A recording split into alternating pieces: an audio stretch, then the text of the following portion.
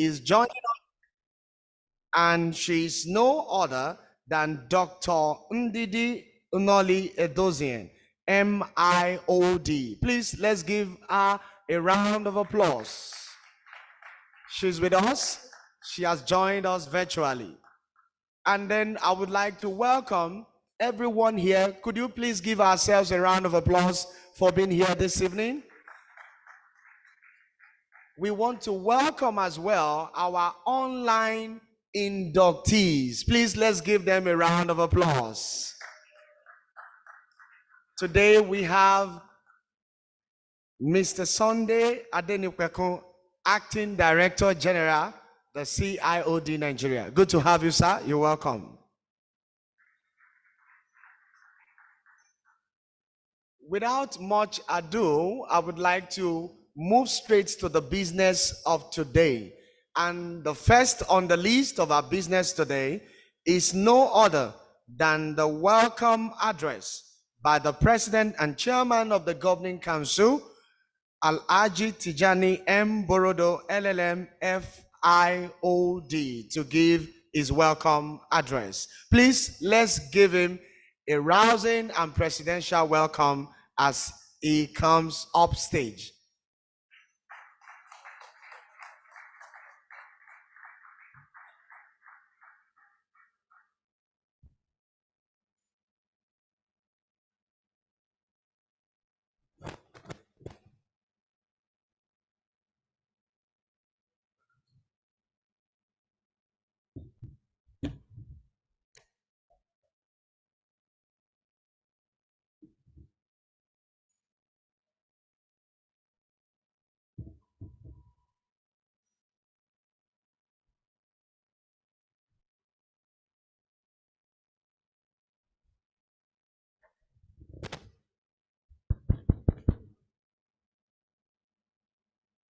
Hello?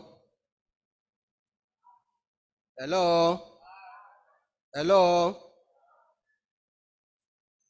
Those online, hello? I hope they are there with us. Distinguished guest speaker, Dr. Ndidi Nnoli-Edozien, MIOD,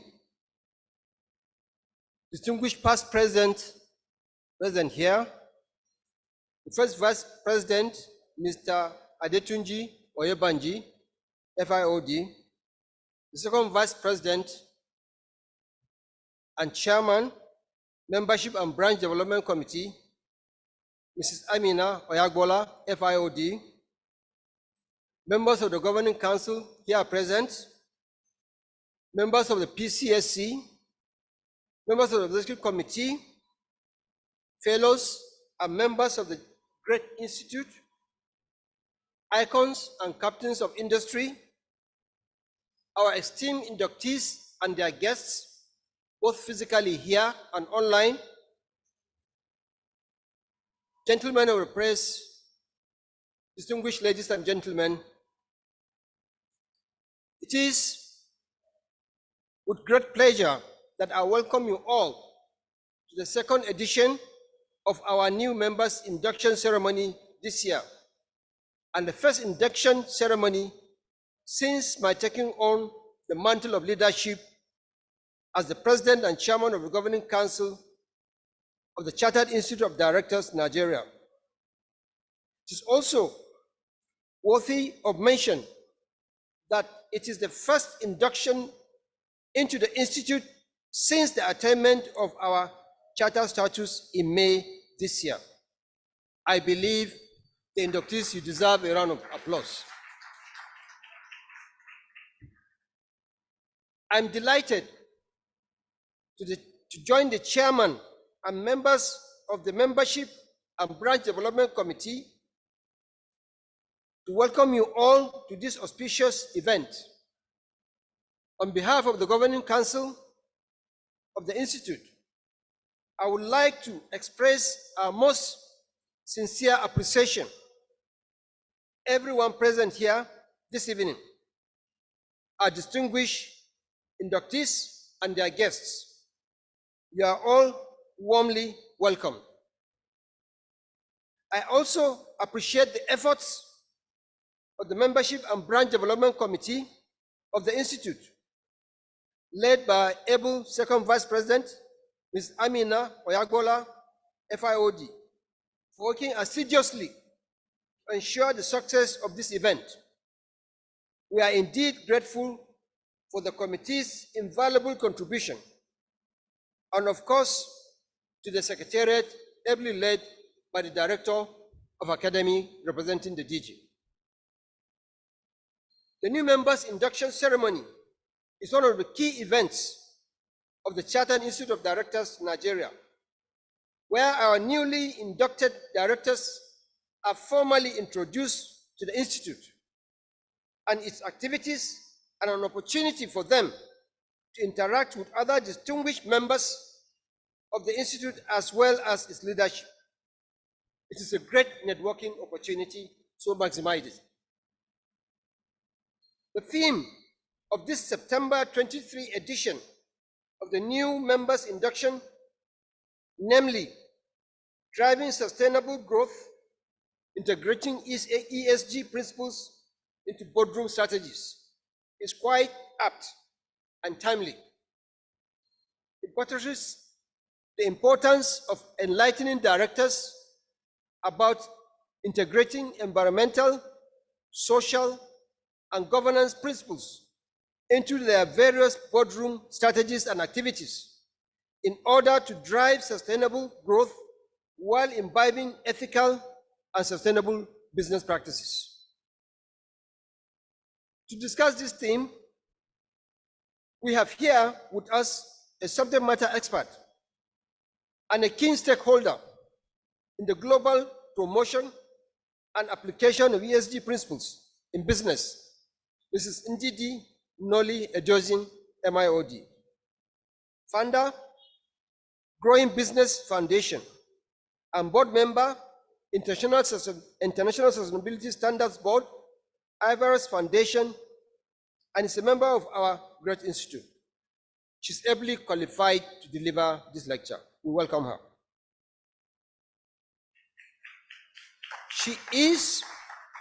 She's a renowned and strong advocate of sustainable development since 1999, and is very passionate about the implementation of sustainability principles and driving sustainability culture in organizations. Though she's joining us virtually, I assure you all that our guest speaker will do justice to the theme. Madam, you are most welcome. We sincerely appreciate your efforts in promoting the culture of sustainability, reporting in Nigeria and globally, and we thank you for honoring our invitation tonight. Globally, there has been increasing emphasis on the adoption and implementation of environmental, social, and governance sustainability principles by companies to drive growth and ensure long-term sustainability in their business. It is a well-known fact that a well-structured ESG framework aims to assess the performance of an organization or business, considering such factors as the impact on the environment, society, and the way they are run and managed. The world has faced a number of environmental challenges, such as climatic changes resulting in many variants of weather abnormalities, which have been directly connected to industrialization and pollution. Ladies and gentlemen, Libya is a typical example of today. As the world struggles to cope with these abnormalities, more attention has been drawn to the impact of industrial production and business decisions on the environment. Also, there is an increasing awareness of the importance of social issues such as gender inequality, inclusiveness, etc., which have direct impact on the social sustainability principles. Finally, governance issues such as corruption and corporate transparency are under greater scrutiny than ever before. Hence, the importance of ensuring good corporate governance as a sustainability principle. Distinguished ladies and gentlemen, our institute, the Chartered Institute of Directors Nigeria, has continued to demonstrate great concern and commitment to work with all stakeholders to engender a business-friendly environment for robust economic growth. We have continued to canvass for good corporate governance practices, including the adoption of sustainable business principles of all private and public sector organizations in the country. And we will continue to partner with all businesses and thought leaders from both the public and private sector to push forward our innovative ideas for our collective benefit. This year, our institute is celebrating the 40 years of existence, a befitting homage to our forebearers who, despite all odds, came together to form an organization to champion the cause of good and sound corporate governance at a time when it was rarely fashionable, a fashionable trend. They were just pioneers. I'm happy to note that today, the little seed they planted has blossomed into a big oak tree, which is the Chartered Institute of Directors Nigeria. Can we clap for our founding fathers, please? Distinguished ladies and gentlemen, permit me to intimate you with a synopsis of our strategic focus in the near time, particularly within the next 2 years. As you are aware, your institute became chartered by the Act number 48 of the National Assembly of the Federal Republic of Nigeria on 26th day of May 2023.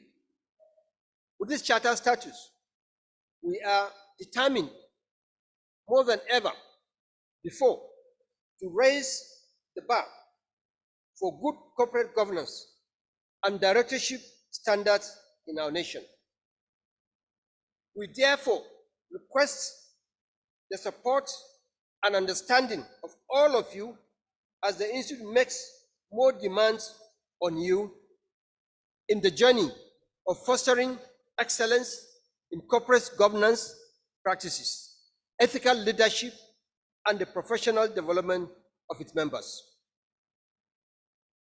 Over the next 2 years, we shall advocate for policies and practices that foster growth and innovation, which will be built on a three-pronged agenda item, which I tag the 3 R's: review, reform, reinvigoration of the Chartered Institute of Directors, membership, and branch development.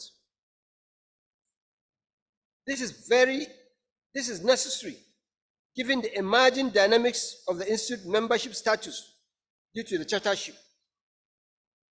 To make the 3-point agenda seamless, we shall fast-track the current changes in the digital operations deployed for managing members and operations of the Institute. In addition, we shall expand the mentoring net for our young directors forum to ensure that more millennials and Gen Zs are given the much needed grounding in corporate governance practices. Another key area that will attract our attention over the next 2 years is the drive for partnership, collaborations, and strategic alliances with reputable professional bodies, both locally and abroad. To all new and existing members here present, I charge us all appreciate the privilege of our status in the Institute and remain steadfast and focused in our support for the Chartered Institute of Directors in Nigeria, for the growth and development as well as the adoption of ethical and sustainable business practices across all our activities. This is our own time to build on the foundation laid by our founders and make our institute stand the test of time with meaningful impact and sustainable development. Ladies and gentlemen, permit me to use this opportunity to thank the chairman of the Membership and Branch Development Committee, our second vice president, Ms. Amina Oyegbala, and the staff of the Secretariat for putting together this glamorous event. Once again, I thank all our members, associates, guests, and friends of the Institute who have spared time to felicitate with us on this wonderful occasion. Both of us that are online and physically here, I thank you for your attention. Have a nice evening. Thank you very much.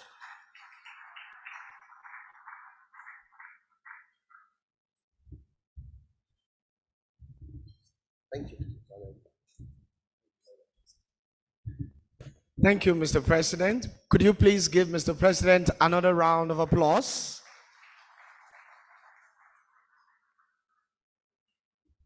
It is indeed a wonderful evening, and I must say congratulations to our inductees this evening.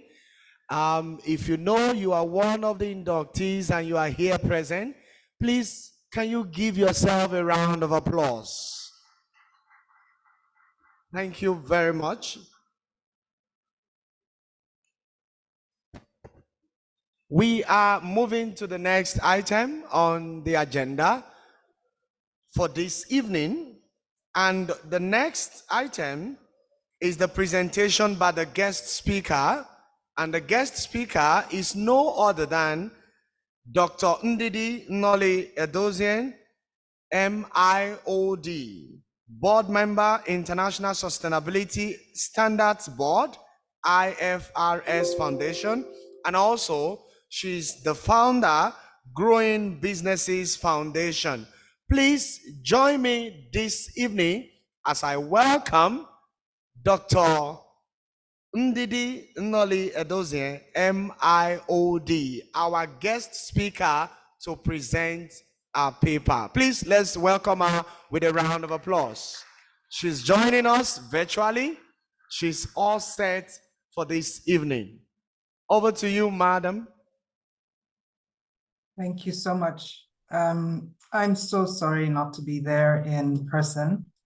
I wanted to be, I would like to be, I'm still going to be, I'm constantly in and out.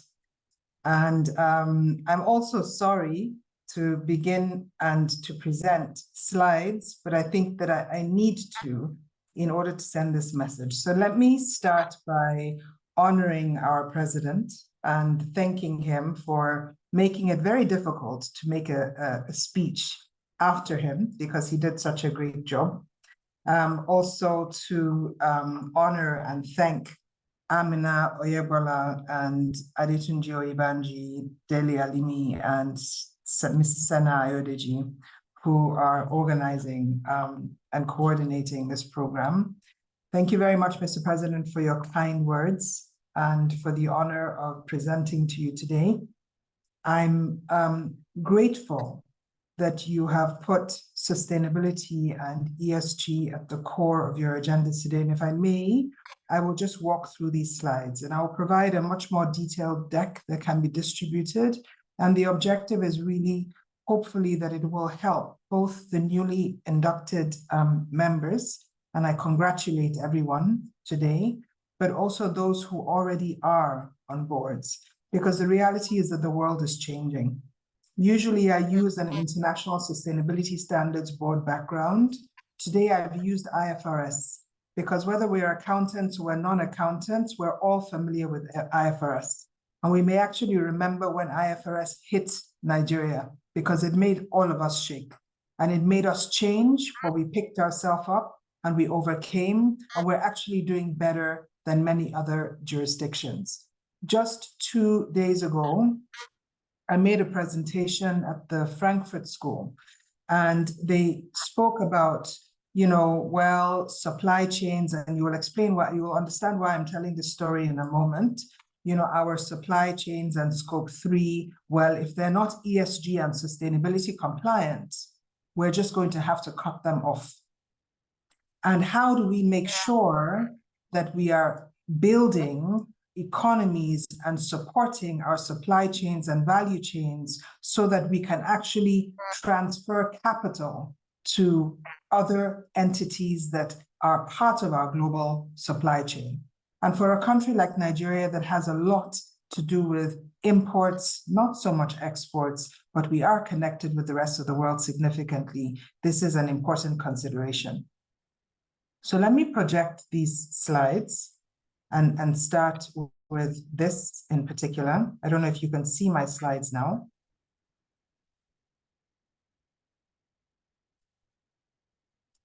And let me just explain the context of this. And I will do so in the consideration of these slides. The theme we're talking about and the theme of your conference is driving sustainable growth and integrating ESG principles into boardroom strategies. One of the things that a board of directors is very concerned about is profitability is the lifeblood of an organization. The minute an organization stops being able to generate positive cash flows, the organization is dead. So the question is, other than profitability, what does ESG bring to the table, and why should board members care about that? And what has changed in the world? Again, the reason why I put this structure up here is this is the governance of the IFRS Foundation, and it oversees the accounting standards that we use at the moment to report. If we want to go to the bank and they ask us for financial statements, we're using the IFRS Foundation IASB financial statements, accounting standards back into those financial statements. The direction of the world right now is that there is an ISSB that sits in the same structure as the IASB that is writing sustainability standards. And another few years in Nigeria, because Nigeria is a leader, your financial statements and your sustainability disclosures are going to be disclosed at the same time. So as a board, when you're approving your financial accounts or your financial statements, you're also going to be approving your sustainability related disclosures. Now, where does this come from very quickly? At COP26, so just less than 2 years ago, COP26 decided, because GFAN, so global financial leading entities that amassed about $130 trillion, came together and decided that as investors, they wanted to invest in entities that could show them very credibly what their sustainability disclosure journey was. The next step was to establish the ISSB board. This is the membership of the ISS board. I'm very proud that of the African membership, it is Nigeria that got the seat. And then at COP27, which is 1 year later after the ISSB was born, not only did the ISSB make a commitment to capacity building, but the chair also announced at COP27 that Nigeria was a first mover. And I must tell you that at the IFRS Foundation and globally, at the conference 2 days ago, in the podcast that was issued by the ISSB chair after the ISSB board meeting in September, Nigeria was mentioned both by the chair and by the vice chair. Countries like Egypt, South Africa, Zimbabwe, Zambia, Ghana, and Kenya are looking to Nigeria for its leadership because it has taken a first step and it said, look, we're not perfect, but we're going to get on this journey because we know that in order to get ahead, we need to start early. This is really a shortcut to the pathway to issuing S1 and S2, essentially to say that there's a very long feedback process. And these standards are standards that are written in collaboration with. So last year, when the exposure drafts were issued, Africa contributed 5% of the 1,400 comment letters towards shaping the standards. This year, on the agenda consultation, to my understanding, from the last records I saw, Africa contributed 8%.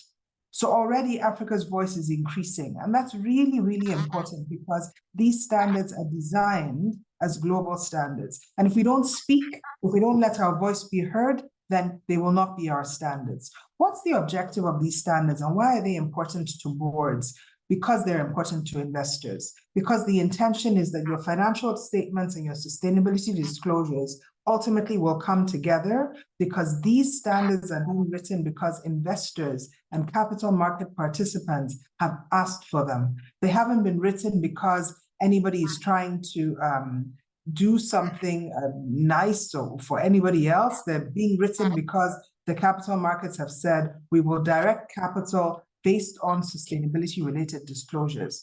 What happened in July? Actually, what I should have mentioned earlier is that the ISSB standards were launched in 7 locations around the world. 7 locations around the world. 2 of those locations, 2 of the 7 locations were on the African continent. And 1 of those locations was in Nigeria, hosted by the Financial Reporting Council of Nigeria and at the Nigerian Exchange, NGX. So we are at the forefront of this. And I want to remind you of the time when we thought that we would never have enough phone lines in this country. I used to be a regulator at that time. I was the director of strategy at the NCC. And I remember very closely the numbers, 400,000 lines before the NCC and before mobile telephony, before GSM licenses were issued.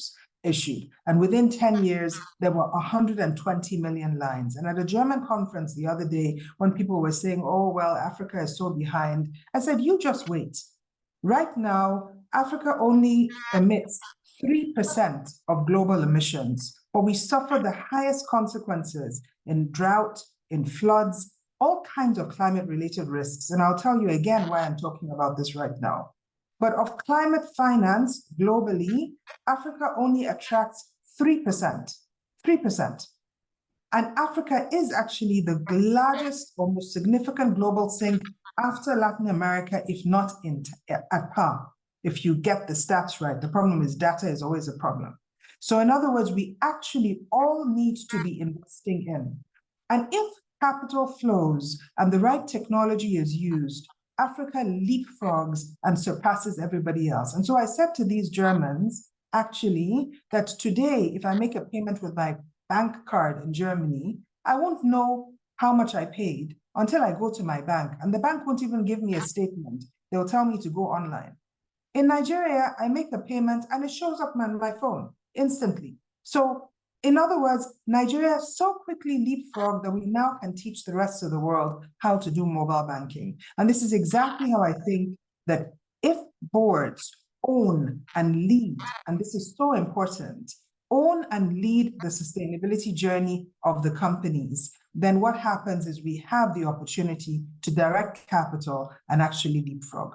Now, let me run very quickly through these. Why is the ISSB there? Because right now, whether you like it or not, when you talk about ESG, there are 300 to 600 voluntary sustainability disclosure guidelines, frameworks, standards. It's too much. How does anybody know which one to use? So the whole objective behind the ISSB was to end the alphabet soup of voluntary initiatives and actually create one truly global standard that everybody can abide by, and that is connected to the financial statements, that is written in a language that accountants are familiar with and can understand. And that's exactly what the ISSB standards do. And on top of that, after June 26th, when the standards were launched, IOSCO, so the accounting standards of the IFRS Foundation, are used in 140 countries around the world. The objective is that the sustainability standards will follow. So the biggest step or endorsement that happened after the launch of the standards in June is when IOSCO, the International Organization of Securities Commissions, which comprises 130 countries worldwide, decided to endorse the sustainability standards. In all of IOSCO's history, it has only ever endorsed one standard, and that was the IASB IFRS accounting standards 23 years ago. So we're celebrating today 40 years of IoD, and we're also celebrating that 23 years after the accounting standards were endorsed by IOSCO, the sustainability standards have been endorsed, which puts us in a good position to ensure that they actually do become the global baseline. And this is where Nigeria is in the lead. And why does it matter that board directors know that Nigeria is in the lead? Because the Financial Reporting Council of Nigeria is going to mandate these standards. They are going to become mandatory. And in fact, there is already a consortium of 25 companies that are voluntarily adopting these standards. And in fact, on the day that the standards were launched at NGX on the 26th of June, not only did Ghana get up on that stage and indicate it was going to adopt the standards, 2 weeks ago, Kenya did the same, but also the MTN chairperson also made a speech and indicated that MTN would voluntarily adopt the standards, so that by the time the standards are mandatory, they are already familiar with what they are. NGX is reviewing its sustainability guidelines in order to adapt and incorporate the ISSB standards. The SEC, which is a member of IOSCO, has already indicated its support for the ISSB standards. And the members of the Adoption Readiness Working Group of the Financial Reporting Council of Nigeria include entities like the Central Bank of Nigeria, where I will be presenting next month, and who are also reviewing the Nigerian Sustainability Banking Principles to incorporate the ISSB standards. So all I'm saying is this is coming. It's coming. And the sooner we embrace it, and what is very important is we must embrace it at the highest level of governance. Now, there's one word that is highlighted here, which is proportionate. The standards have been written with smaller entities in mind. They are not just written for large listed companies. They're written so that smaller entities in the value chain and supply chain can adapt them and adopt them and can use them in order to test their own business resilience. So for example, a smaller entity, and accountants in the room will know this term, without undue cost and effort, and with cognizance of the skills, resources, and capabilities at their disposal, can report qualitatively and gradually work their way towards quantitative disclosures. Objective being, one, to provide decision-useful information to investors to be able to attract capital flows. Now, this is the difference about the ISSB standards. They are very, very investor-focused, which means you can build a direct bridge between sustainability-related disclosures and the cost, the decision usefulness of the information, and also, secondly, to achieve cost effectiveness on the part of companies to ensure that they are actually not reporting with undue cost and effort. Rather, the objective is to reduce their cost and effort. The rest is easy. I know it's dinner, and I know you had a long, hard day. So I don't want to deep dive into this, but I hope that if you get these slides, at least they will sound familiar. Some of you will be familiar with CDP or GRI. There's interoperability between the ISSB standards and GRI and ESRS and CDP, PCFD. The objective is to create a building block approach so that ISSB is really a baseline that other jurisdictional standards can be built on. These are some of the standards that have already been folded into the IFRS. If you're familiar with TCFD, which is the Financial Stability Board's Task Force on Climate-Related Financial Disclosures, shortly after the standards were launched, TCFD packed up and said, here you go, you take these.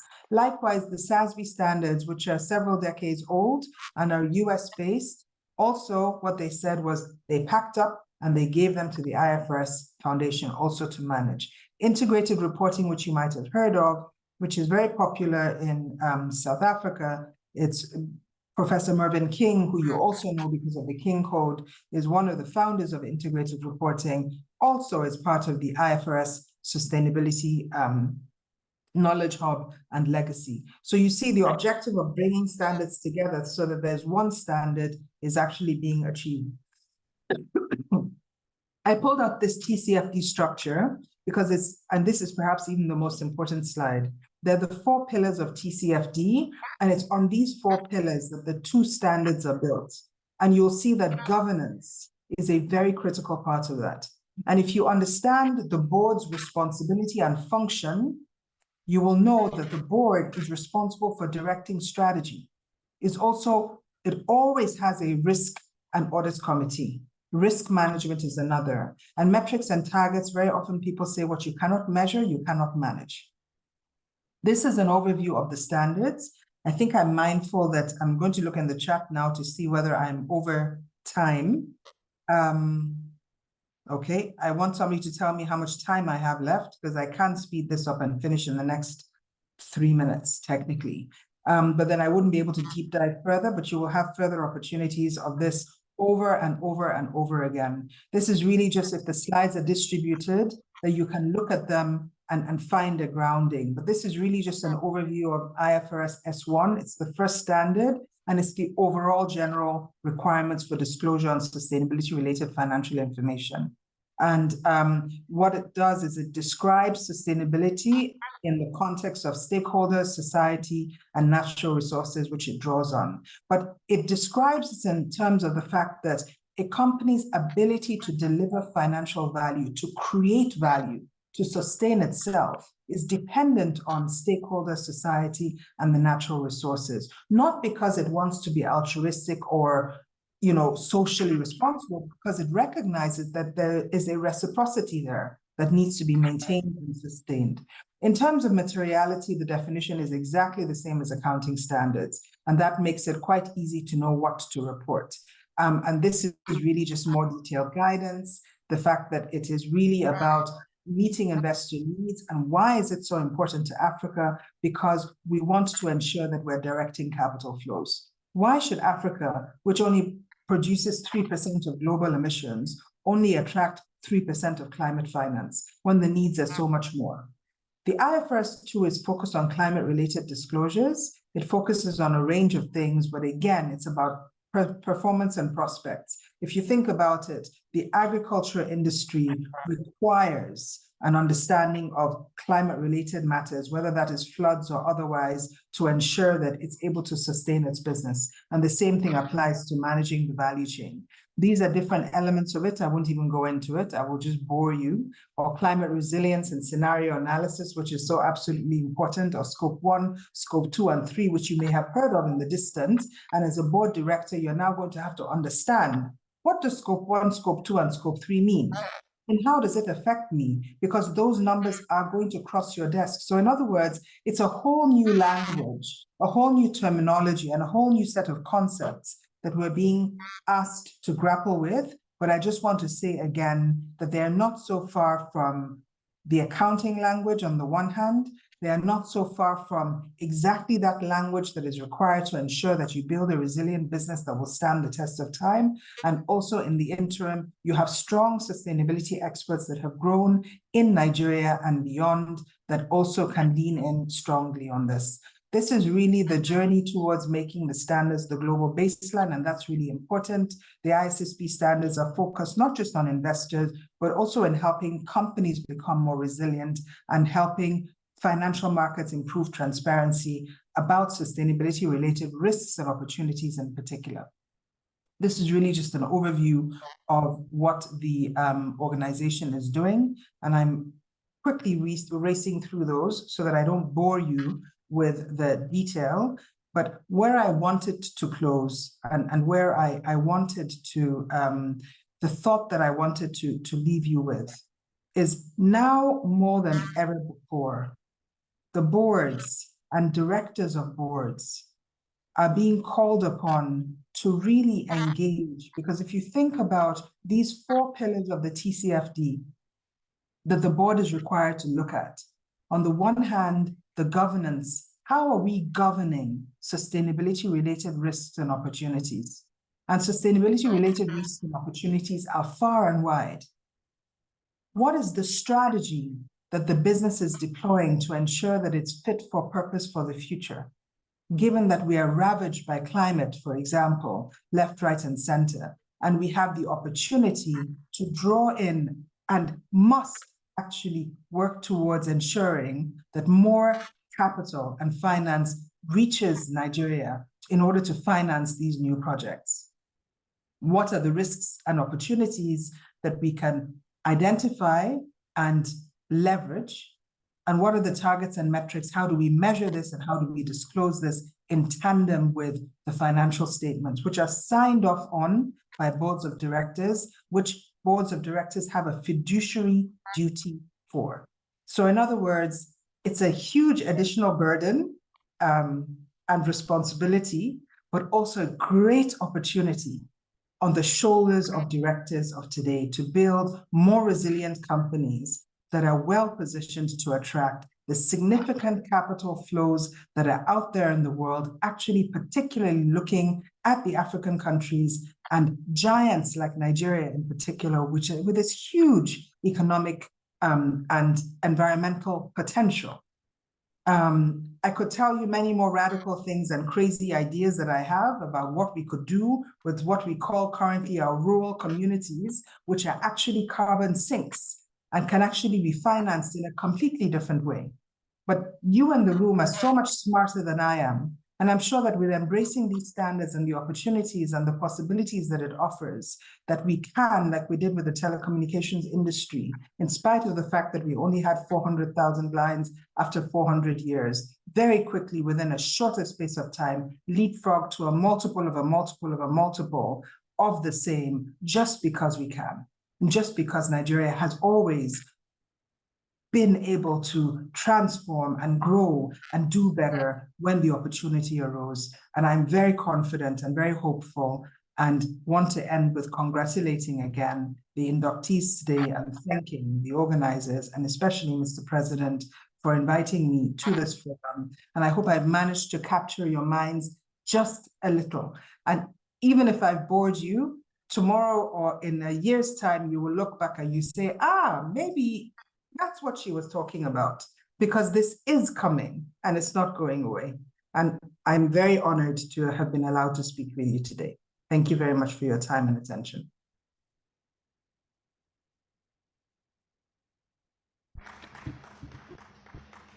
Can we keep it coming? Let's give her another round of applause. Excellent presentation.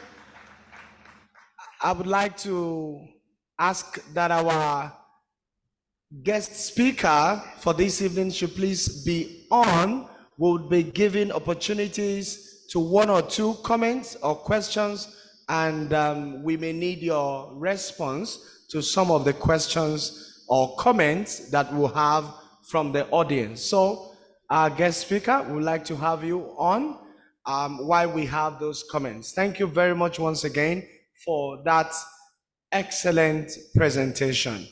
We would like to give one or two persons opportunity to make comments or ask questions from the guest speaker. So if you are one of them, please signify by a raise of hand.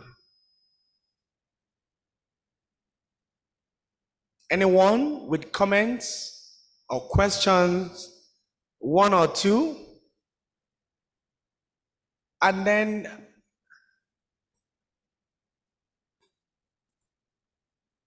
do we have someone?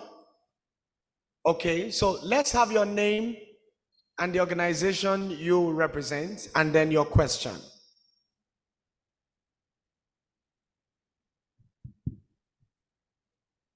Evening, everyone. Good evening. Thanks for that wonderful presentation, Dr. Nnoli-Edozien. And I look forward to reading more about this IFRS standard. My name is Brian Hammond of IMC Plantations Limited, a large oil palm plantation in Delta States. So a question I had in my mind while you were speaking is, for these disclosures relating to ESG, is there a turnover for which, if the company has the turnover below that amount, you don't have to make any disclosures whatsoever? Because I can imagine if you're a small company, just have a couple of people, this will be the last thing on your mind. You're just trying to run your business. And then secondly, also, is there a turnover range for which you only have to make the disclosures you spoke about, but not necessarily have to put figures attached to it? And if you're doing this, making qualitative disclosures, is there a number of years after which you then have to report numbers? Those are the questions I have, and thank you once again. Thank you very much. Can we have the second one? Okay, we have someone here on that table.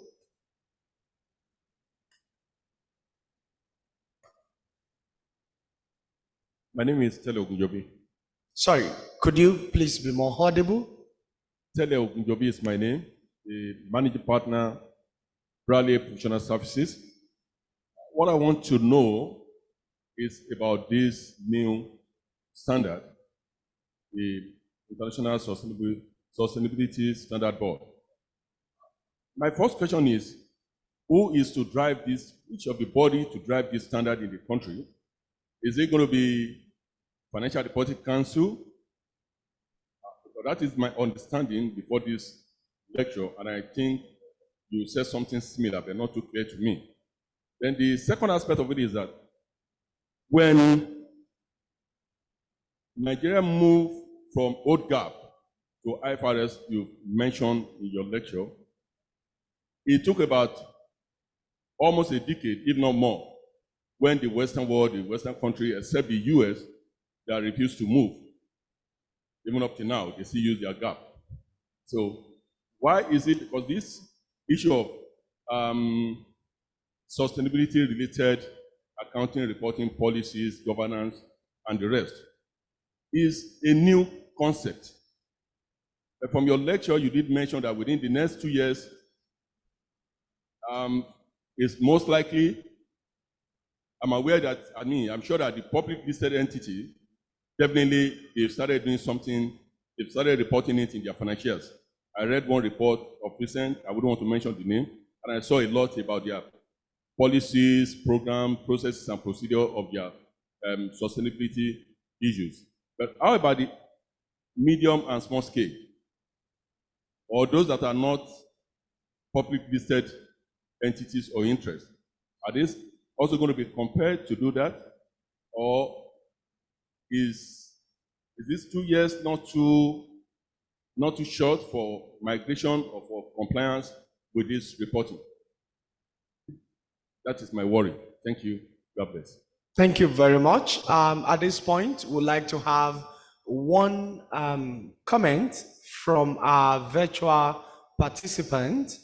We want to give opportunities to those who are joining us virtually to also contribute to the discourse. Just one person online, and then we'll ask our guest speaker to please respond to the comments and the questions. Just one more person, you can signify. Do we have anyone raising their hand?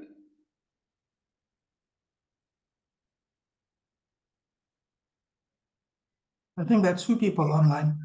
Okay, great. We have Josephine.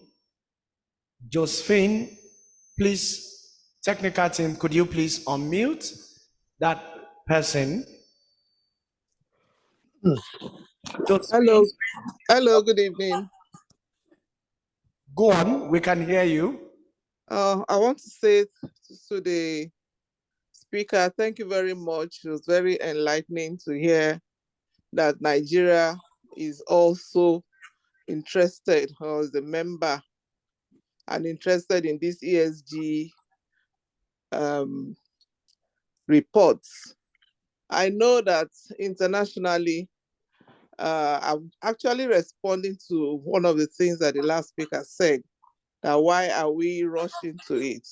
The truth is that internationally now, it's becoming mandatory for these reports, because you are unable sometimes to access international financing if you are not able to support your report with the ESG report. And so I think that is a good thing that, you know, we are beginning to understand it in the country. And I think it's something that we should do. Thank you very much. Thank you very much for your comments. At this point, we'll ask our guest speaker to please respond to the comments. I think there was a second question I saw from Ashim Igunjabi, online as well. Okay. You want us to take the second person online? Well, I believe in gender and equity, so notice I didn't put the two together.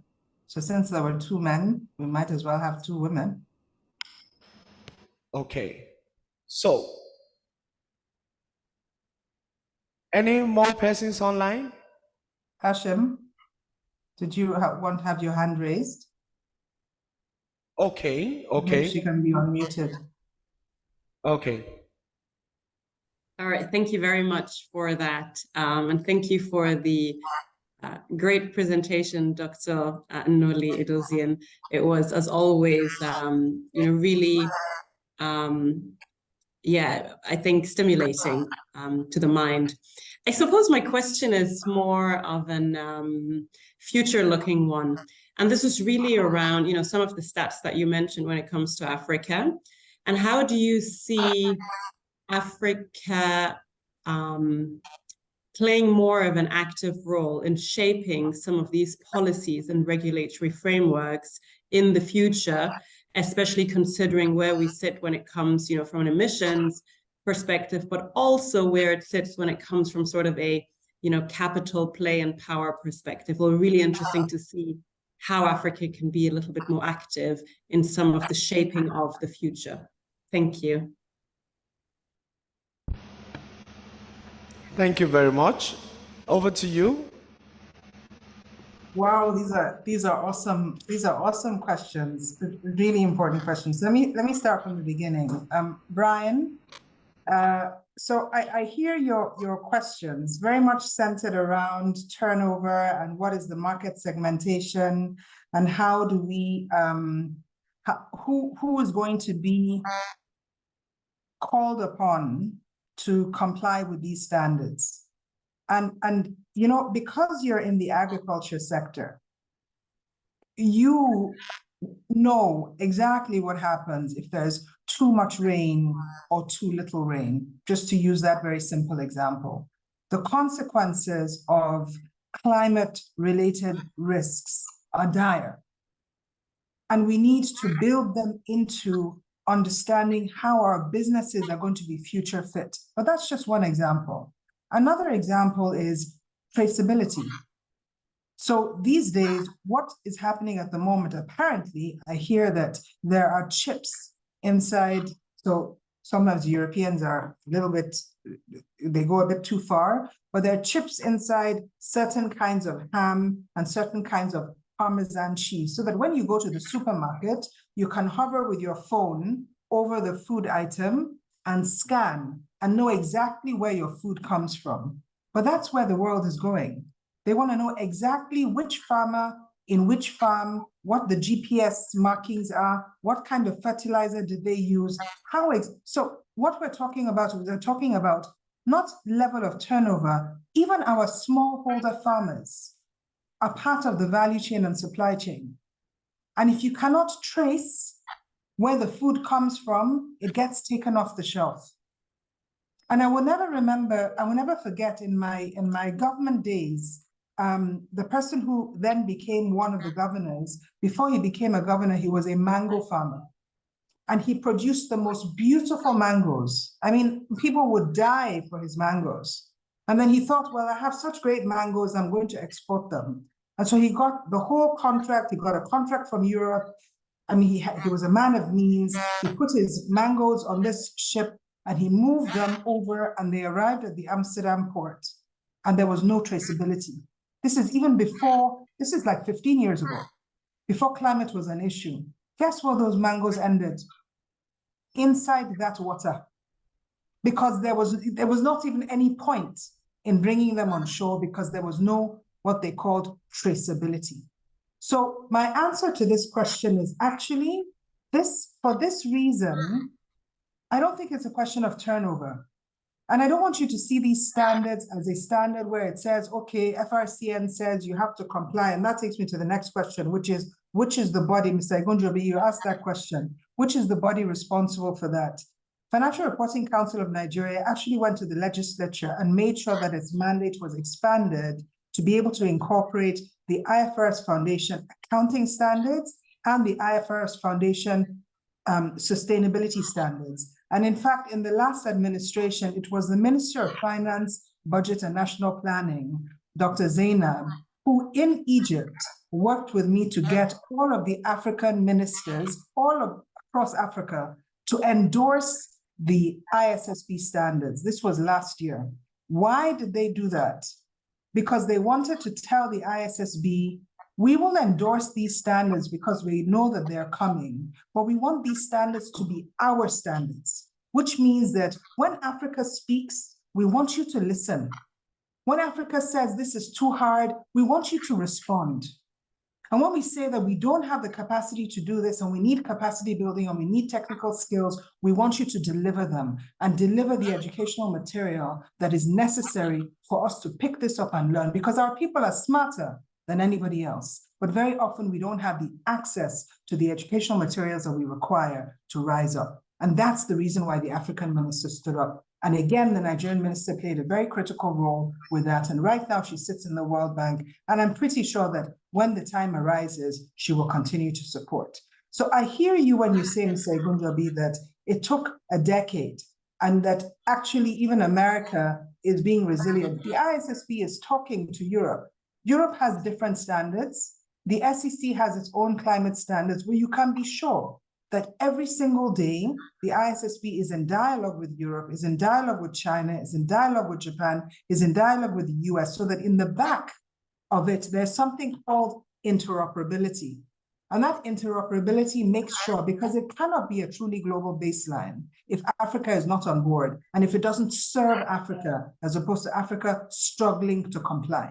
It cannot be a global baseline if it is not able to bring all of these different jurisdictional standards together so that it's one common language that is easy to report on. And it's not just about the reporting. Like I said, when I was talking to Mr. Egunjobi earlier today, to the very important question that he asked, it's about helping to improve business resilience. In one of the last functions that I played, I think the most important role that I had in that job as a group chief sustainability and governance officer was the opportunity to weigh in on the agriculture business. And we moved away from a model where we would have, commercially planted 100,000 hectares of land of commercial agriculture to building a model where we were building mills and able to empower up to 150,000 farmers, each farming their 1 hectare. That's a completely different business model. And why did we shift? Because of sustainability considerations, because of climate-related considerations. So in other words, the good side, the positive side of this is that it actually helps you rethink your business model and potentially leverage technology and strategy to actually build a much more effective and efficient way of executing the strategy that the board, for example, is mandated with. And to Josephine's very, very good point, I just wanted to say that, yes, this is coming. And indeed, if Nnoli-Edozien Awe, who is the NGX of Redco, who's also very engaged with adopting these sustainability standards, were here, she would add to Josephine's words and she would say, well, just a month ago, I think it was, there was a Nigerian large company, relatively large company, that lost all of its business because the foreign company said, you are not ESG compliant. Or I'll give you another example. I was in Canada sometime last year for a board meeting, and the person who is now the CEO or the chair CEO of the Canadian Sustainability Standards Board told me the story about how up to 20% of Canada's salmon is bought from Chile. And because there was a sustainability indicator that was not met, a decision was taken and no more salmon is being imported from Chile. Imagine how many SMEs, how many smaller businesses are going to suffer simply because of ESG non-compliance. And so my argument there is that we need to get ahead of this. We need to understand what the requirements are, and we need to actually also determine what is best for us and how we can comply. Because bear in mind that when there are ESG ratings, the companies that get rated worst are not the companies who disclose information that is incomplete. It's the companies who don't disclose anything at all. Because when you don't put anything out there, neither qualitative or quantitative, there's a black box, they tick an X, and you get rated down. So what we must begin to do is begin our disclosures and grow with them. And just to land and conclude with the question that Ashem asked. So my question, it's a very profound question, because in my opinion, just like when GSM and mobile telephony came and we understood the power of this technology and we embraced it and ran with it and deployed it across all of our businesses, and even the most rural people who did not have technology can now use, whether it's phones or even schools. What I'm waiting for in a project that I worked on 15 years ago was the idea of deploying tablets into classrooms, because with a $50 device, a child has access to millions of books and so much knowledge that they cannot get enough of. So when do we begin to leverage, for example, technology to do more? Because we can, and we have, and we've done it.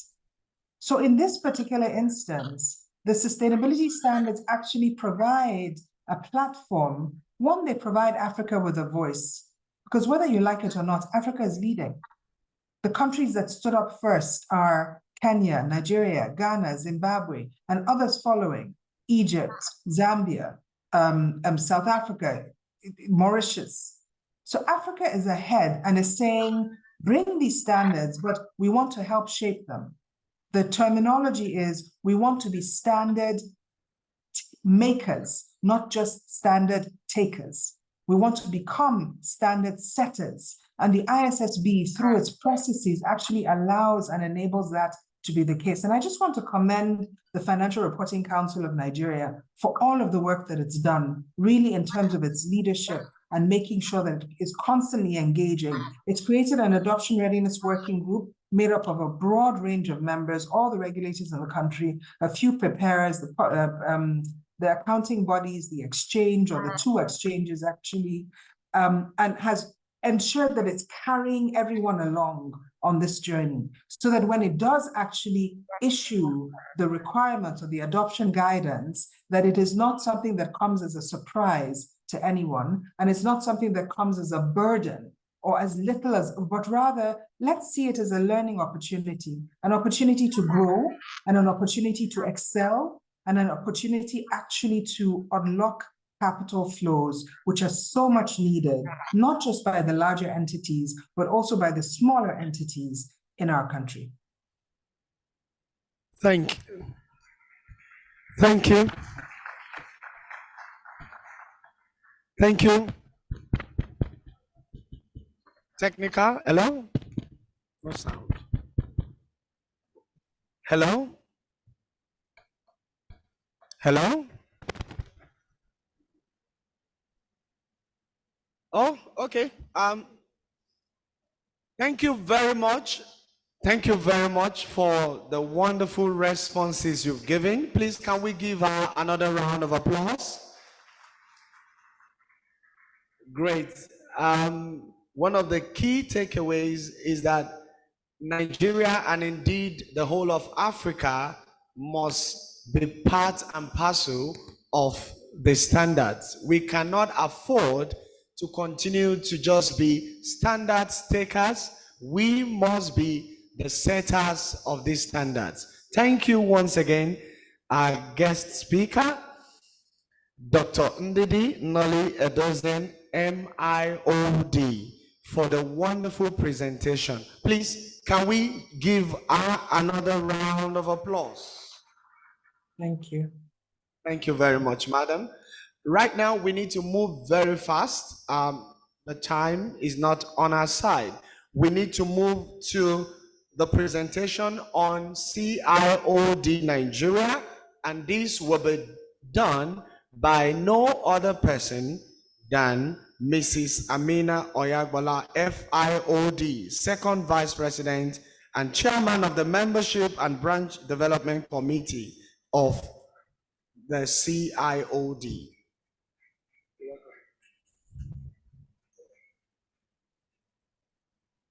Thank you very much. I'm not as tall as our moderator. I hope you can all hear me very well. Yes, good evening and welcome, distinguished directors, Mr. President, office bearers, governing council members, present and those online. And many of my friends are here. I can see all of you, distinguished directors, ladies and gentlemen. My task is very simple, essentially to talk a little bit about our great institute, the Chartered Institute of Directors. We're very, very excited and very proud about that.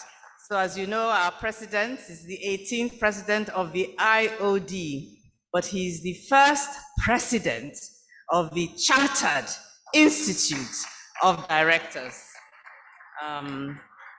So the slides are up. Very quickly, because of time, I'm going to run through this. Our vision for the inductees this evening is really to be a leading world-class professional institute, consistently promoting best corporate governance practices, director development, and advocacy.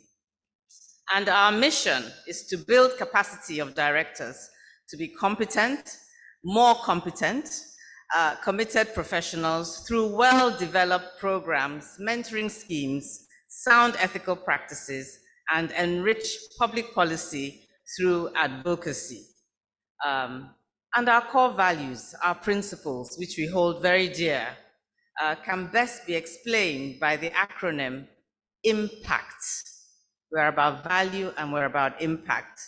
And our values stand for, the impact stand for I for integrity, M for meritocracy, P for professionalism, A, accountability and probity, C for customer centricity, and T for teamwork.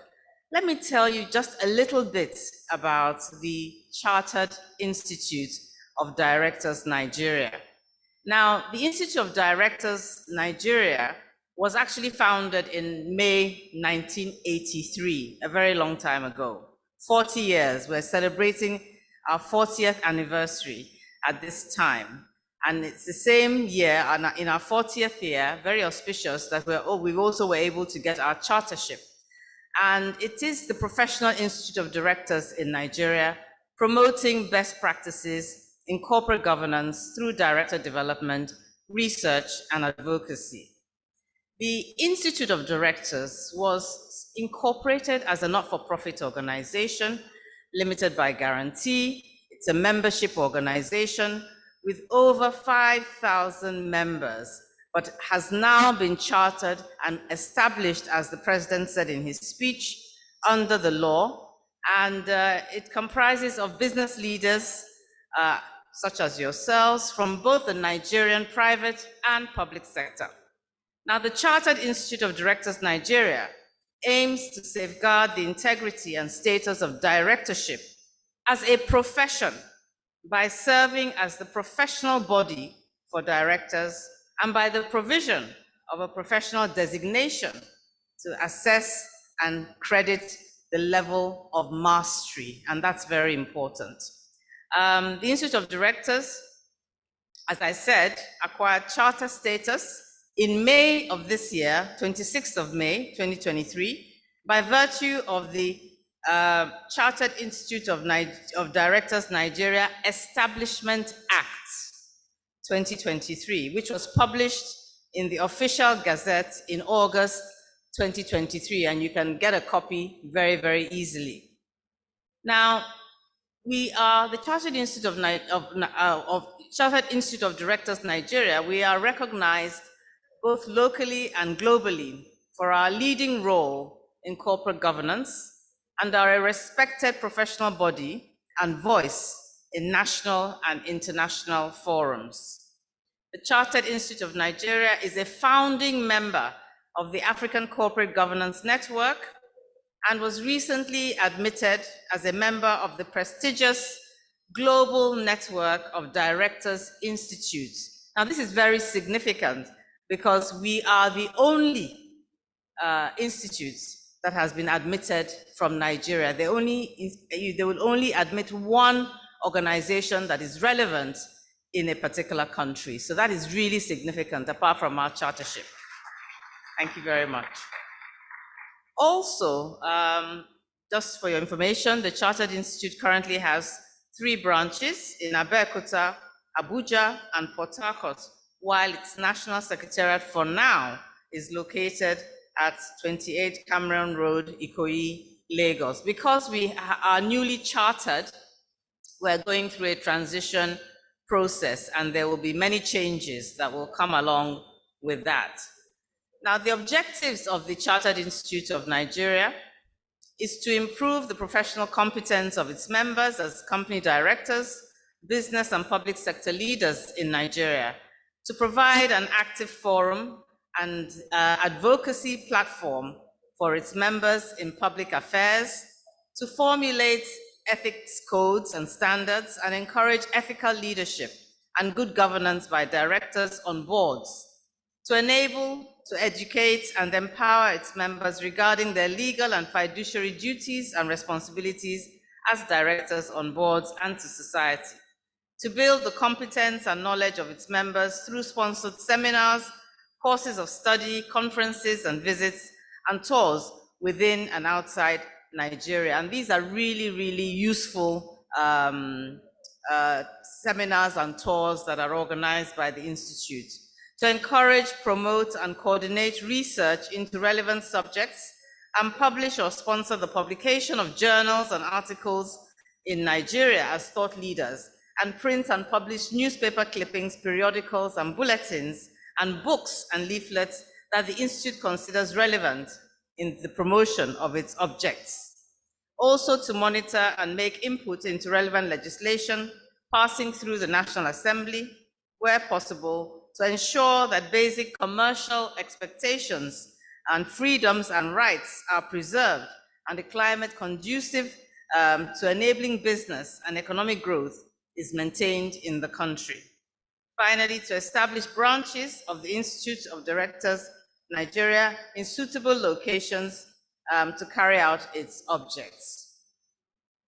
The Chartered Institute also aims to achieve its objectives by promoting corporate governance practices and standards through capacity building programs and the development of policy and position papers and guidelines, enabling and developing directors' skills and competencies so that they are more effective on boards through director development programs, creating a platform of peer interaction and exchange of learning and ideas through networking events, as well as advisory services and the facilitation of board appraisals. Safeguarding the integrity and status of directorship as a profession, and this is an area that's going to become increasingly important and will be closely monitored. Advocating for and providing a strong voice for directors in business and public affairs through effective liaison with relevant ministries, departments, and agencies of government and the media, and providing additional benefits for members by maintaining a non-executive director register and negotiated discounts from a variety of third parties. We also have a code of ethics, and the Chartered Institute of Directors Nigeria encourages ethical leadership by its members and staff and commits to the very highest ethical standards. It ensures that members adhere strictly to the code of ethics and good corporate governance. It ensures that the Institute is able to monitor and conduct its members, it ensures that the Institute is able to monitor the conduct of its members and employees, It discourages unethical practices by clearly stipulating conduct or practices that are acceptable and in line with its values. It fosters a process for change and transformation in line with the objectives of the 2018 Nigerian Code of Corporate Governance that I'm sure we're all familiar with. And the aspiration is for the Code of Ethics to be fully embraced by members of the Institute and staff of the Institute, and for it to become a standard and reference point for business conduct by the public and private sector. In terms of categories of membership, I just want us to bear in mind that we are in transition as a chartered institute, and whilst these are the current membership categories, these are likely to change. But currently we have the associate member, the life member, the fellow, the honorary fellow, and the distinguished fellow. And we're likely to soon have a chartered directorship level, and many other things will be added once we finalize our transition roadmap. Benefits of joining the IoD: numerous benefits, numerous advantages that many people are not aware of. And they include group life insurance scheme for all members under the age of 70, approval to join the Financial Reporting Council and to sign company accounts, free use of members' lounges at the IoD National Secretariat, subsidized rates for use of meetings and training rooms at the National Secretariat and branch offices, free attendance at IoD Nigeria members' evenings, significant discounts on director-level courses and very valuable seminars, significant discounts at partner hotels and airport lounges all across the country, and the opportunity to join an unparalleled local and global network of business leaders and shapers in the world. We also have discounted laboratory investigations at the SIN Lab Nigeria. Just to showcase a list, I won't run through these, some of the partner hotels where you can enjoy, if you present your IoD card, you will enjoy a discounted rate, and also some of the airport lounges. I won't waste too much time on that. I think you'd be interested in knowing some of the committees, because we expect all our members to participate, get involved in the work of the Institute. Not only do you have an opportunity to share your experience and your knowledge, but you also have an opportunity to also benefit from the knowledge base within the Institute itself in that process. So we have standing committees, and they are the Membership and Branch Development Committee, which I chair as in my capacity as SVP, the Audit and Risk and Control Committee, the Director Development Committee, the Finance and General Purpose Committee, the Human Capital Development Committee, the Research and Advocacy Committee, the Ethics Committee, the Women Directors Development Committee. We also have policy committees, and these include energy and power, tourism and hospitality, transport and logistics, health and social security, agriculture and agro-allied, IT and telecoms, industry and trade and investments, financial service and capital markets. And I'm sure, from this array of committees, one or two of them will play to your individual strengths where you can add value and contribute, or if you have an interest in a particular area, you can join that committee so that you can build your capacity in that area.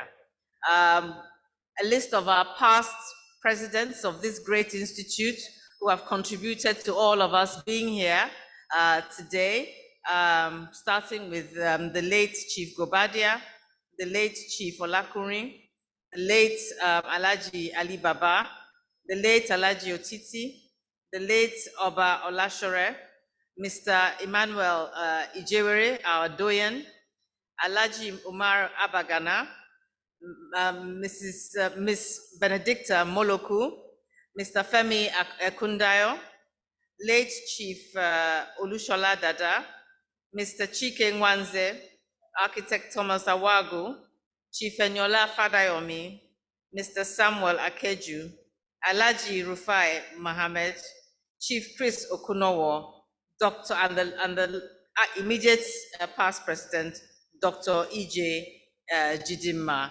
I think they all deserve a round of. They've done a sterling job. And the beautiful thing about the Institute in line with corporate governance is that the process of transition is seamless and the baton is handed over from one to the other, and there's continuity, which is what we look forward to in our nation. Also at the Institute, in terms of the Chartered Institute of the programs, some of the programs that, and I've just highlighted some of them, we have an interesting Walk for Life program every year. There's the Fellows Luncheon. There's the Fellows Investiture, there's the Members Evening, there's the Women Directors Conference, and also the Women Directors Luncheon. There are advocacy programs, several advocacy programs on leadership and corporate governance, numerous local and international training programs, and also there's the Chartered Institute of Nigeria Annual Directors Conference, which is not to be missed, which is very, very, very, very interesting, very rich in discourse, and very, very relevant. And then we round off the year every year with the Chartered Institute of Directors Annual Directors Dinner. I'm rounding up, just so that you're aware, we're also members of the African Corporate Governance Network. The African Corporate Governance Network represents the voice of over 20,500 directors and senior executives in Africa. And we are also members of the Global Network of Director Institutes. The Global Network of Director Institutes, GNDI, is an international network of 21 director institutes established in December 2012 to foster close cooperation between its members, who are each recognized as the leading institute of directors and governance in their respective countries. The GNDI collectively represents more than 150,000 individual directors and governance professionals with a mission to strengthen corporate governance and director development and thought leadership through collaboration among the world's leading director organizations. Need I say more? Isn't this a fantastic institute?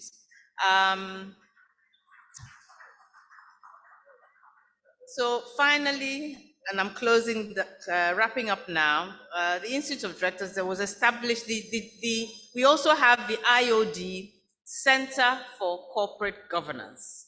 And the IOD Center for Corporate Governance and the chairman of the IOD Center for Corporate Governance is in our midst, Mr. Ike UK is here. Established in collaboration with the CIoD Nigeria, Corporate Affairs Commission, and the Securities and Exchange Commission, SEC. The promoter of the IOD Corporate Governance Network is also in partnership. We are in partnership with PricewaterhouseCoopers. And finally, the corporate membership platform, which is for institutional membership only. So you can see from this very, very brief presentation, I hope that you are joining a very, very, very exclusive club, more or less, because we don't admit everyone. And but if you are not yet here, if you're a director and you're not yet a member of this institute, then you're really missing out on a huge, huge opportunity. So I'd like to welcome all of you once again, and thank you very much for joining the Chartered Institute of Directors. Thank you very much.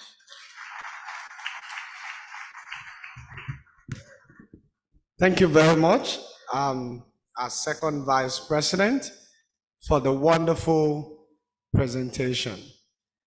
Now we move to the next item on our agenda today. We will be having the oath taken by inductees And that will be done by no other than Mr. Adetunji Oyebanji, FIOD, First Vice President of CIoD Nigeria. Please, let's give him a round of applause as he comes.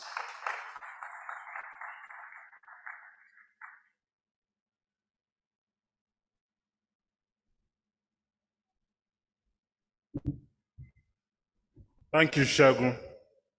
Good evening, ladies and gentlemen. Good evening, ladies and gentlemen. Thank you. The President and Chairman of Council, Alhaji Tijani M. Borodo. The Second Vice President, Mrs. Amina Oyagbola.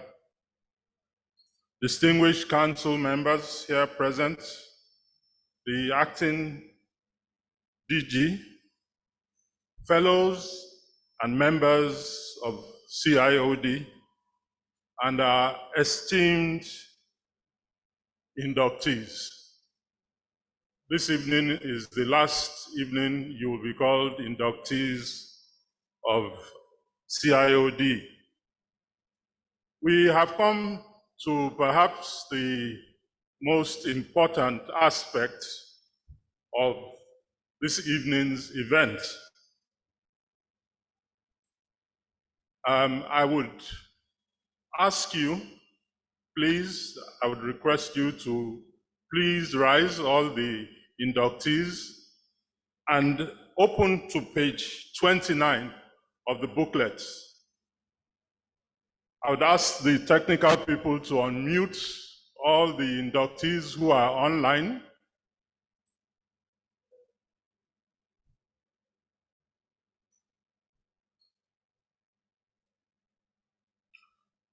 If we are all ready, I would request that you please repeat after me and put your name in the blank space, where there's a blank space, and follow me and I will take the affirmation.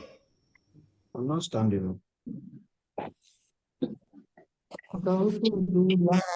Okay, sorry. Hi, Lukman. Oh, Mustafa. Just for Hi, Josephine Amoa. Hi,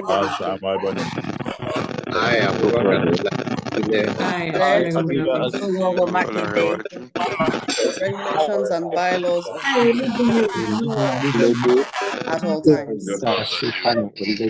And at all times, maintain a high level of integrity,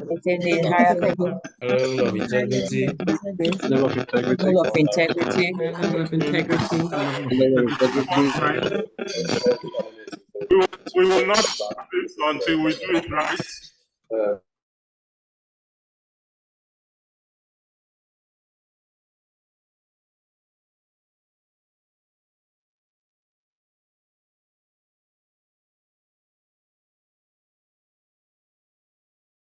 Adhere to the rules and bylaws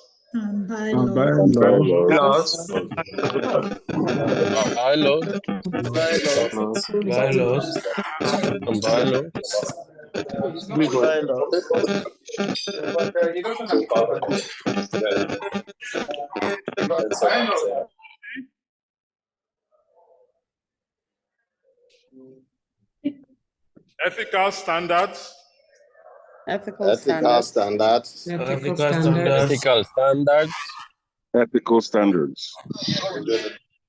I will strive to enhance.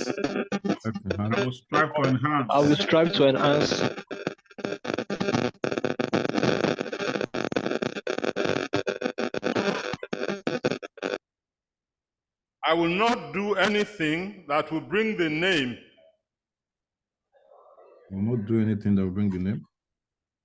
of the institute into disrepute. I have not been found guilty of any criminal acts or similar proceedings of fraud, market manipulation, fraudulent misrepresentation, insider trading, or other similar offense, and any crime whatsoever described by law. I have received a copy of the CIoD Code of Ethics.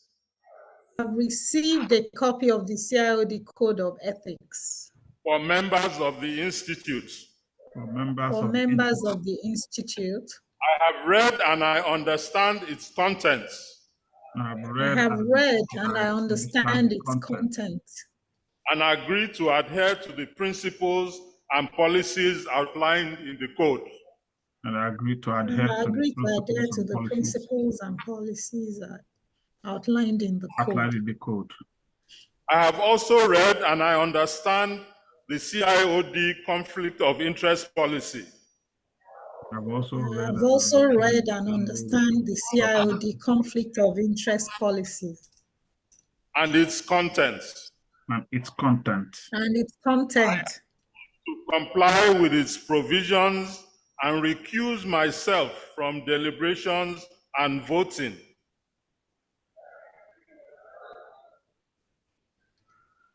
Recuse myself from deliberations and voting. On contracts.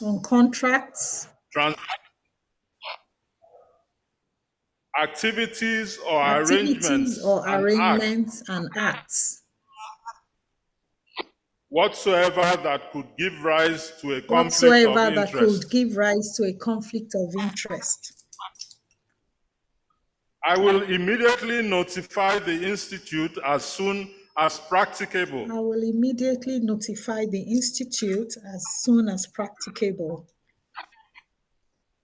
If any of the events described above occurs, subsequent to joining the Institute, and during the term of my CIoD Nigeria membership, I will ensure my active participation in at least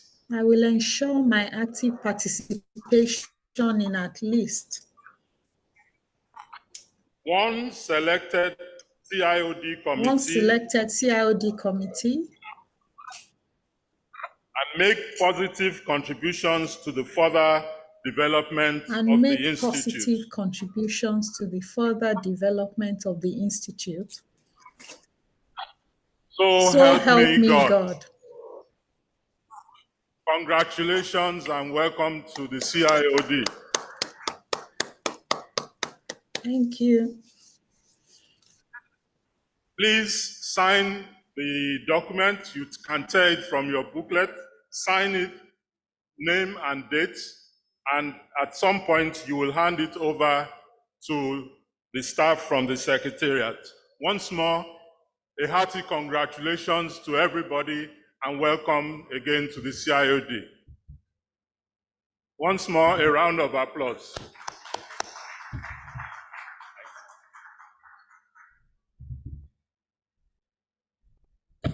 Congratulations. Can you say congratulations to the inductees sitting around your table? Can you congratulate yourselves and say congratulations? Congratulations, congratulations. Please, you can celebrate yourself with a round of applause. Welcome on board. Congratulations to our online members. The first Vice President said before he administered that will be the last time you will be referred to as inductees. So our online members, congratulations to you. You're welcome. Let's celebrate our online members. Let's celebrate them. Thank you. It's about time now to welcome the Director General of the Chartered Institute of Directors, Nigeria, who is ably represented this evening by the Director of Academy in the person of Mr. Sunday Adenipekun, to have the roll call. Please, let's welcome him with a round of applause.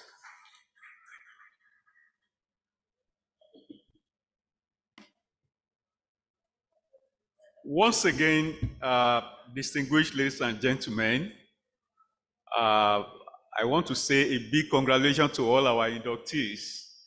And you are most welcome to the CIoD family. Congratulations to you all. Please, at this juncture, we would like you to listen to your name. And if you are in the room, you just indicate by saying present. Just say present. If you are online, you unmute your audio and say present. This is very important because we want to take a proper record of those who are present at this induction. Okay? Now, we're going to do it very, very quickly. So listen attentively.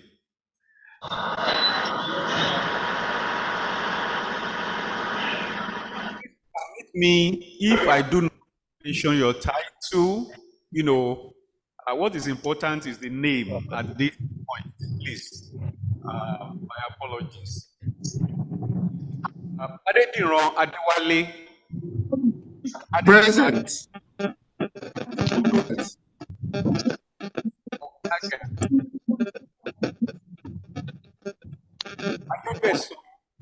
Adewale Daniel. Adewale Daniel. Folake Ogunmekun. Amos Orishe Ebinomi Gaga. I'm sorry if I didn't pronounce it well. Amos Orishe Gaga. Omolaran Adeniyi Jeremiah.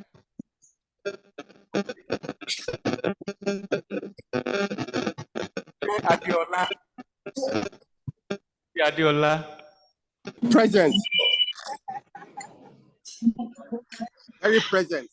Okay, speaking. Oma Emore. Isioma Ogadazi. Isioma Ogadazi. Ogodazi, sorry. Lucy.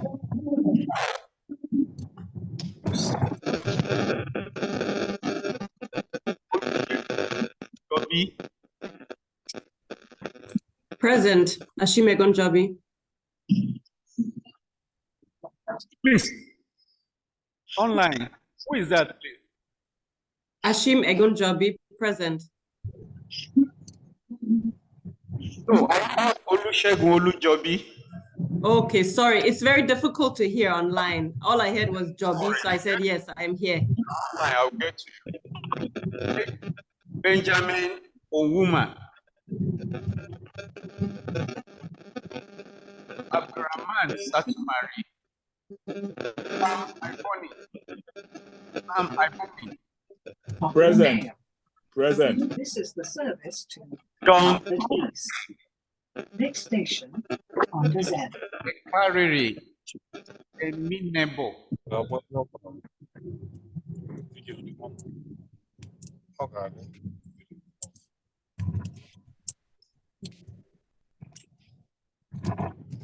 Okay, please, to make it very visible to all of us, if you are in the room, when you hear your name, just take a stand, okay, and indicate. All right, thank you. Kayode Olushola Fashua. Kayode Olushola Fashua. Okay. Oladunjoye Afolabi. Oladunjoye Afolabi. Okay, thank you. Oluwatosin Adewuyi. Oluwatosin Adewuyi. Ayodeji Ariyo Gbeleyi. Okay, you're welcome, sir. Owolabi Akoni Modo. Owolabi Akoni Modo. Francis Chukwuemeka Nelson. Thank you, sir. Taiwo Adewole. Taiwo Adewole, you're welcome, sir. Tunde Má bá wọn kú. Okay, good. Ọmọwùmí Wálé Òkúsì. You're welcome, madam. Ayọ̀dèjì Ọdẹ́yẹmí. Okay. Olúfẹ́mi Oyènúgà. Olúfẹ́mi Oyènúgà. Okay. Ifeoma Ogechi Isaac. Okay, madam. Augustine Okosun. Augustine Okosun. Present. Okay, sir. Jésù Yẹmisí Ọdẹ́yẹmí. Jésù Yẹmisí Ọdẹ́yẹmí. Okay, madam, you are noted. Ọ̀pánúbí Tókunbọ̀ Orísúnmibáre. You're welcome, sir. Ngozi Ọmọkẹ́ Ẹ̀yì. Okay. Adéyínká Adéyẹmí. Okay.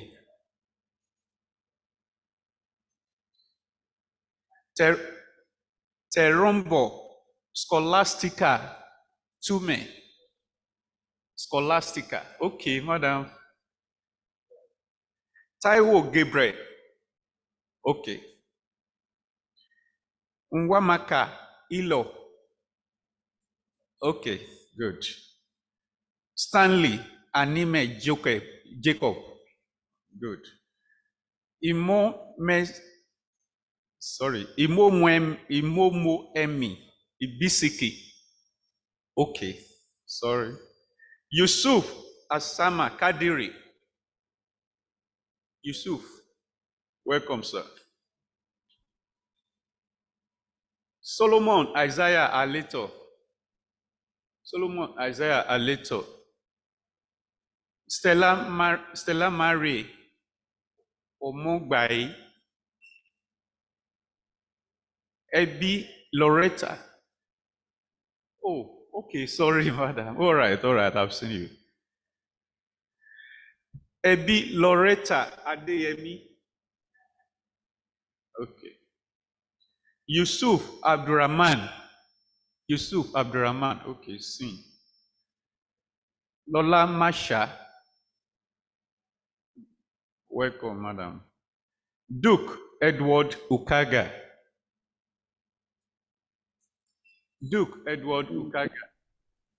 Yes, I'm present online, please. Okay, sir. Adeola Adeleke Olu Sodo. Okay. Olayemi Olamide Oyeniyi. Adedoyin Amosun. Odike Omomene Bon. Okay. Olabisi Adeshina. Faswa Oyeleye Peter. Welcome, sir. Tele Ogunjobi. Okay. Temitope Adebosin. Ogunjimi Gabriel Sheyi. Okay.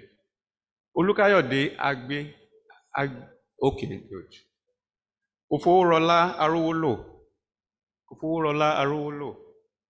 Okay.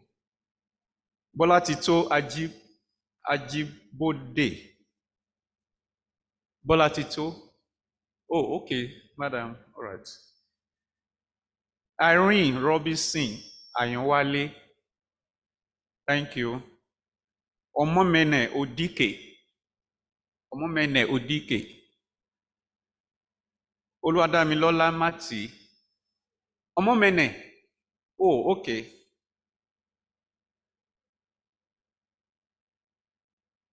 Oluwadamilola Mati. Okay. Ayola Adeyemi. Okay. Olayiwola Adeyemi. Kehinde Adetoun Aluko. Present. Okay, online.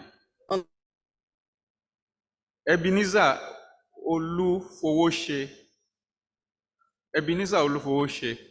Okay. Pamela Ṣodipo. Fúnkẹ́ Mẹ́dùn.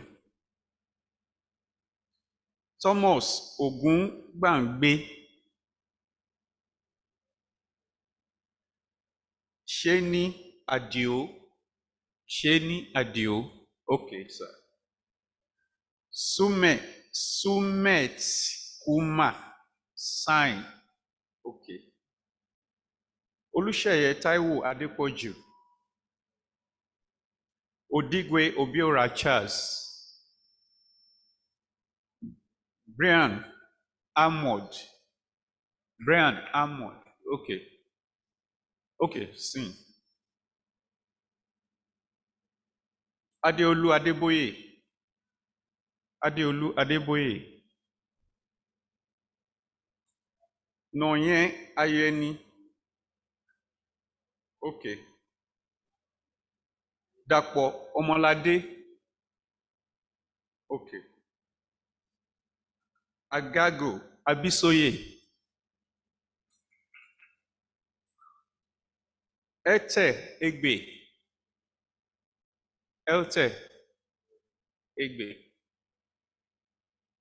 Okay. Come on, present online. Okay, ma. Present online. Taking. Adebayo Opatade. Sumonu Riwan Adeshegun. Adeshegun. Okay. Panindra Nikana Metla. Okay. Final page.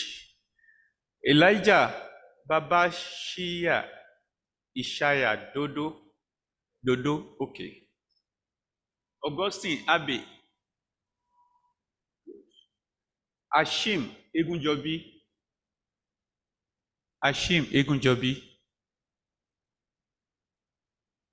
Oji Ukaji Nene. Okay. Sorry, Ashim Egunjobi, online.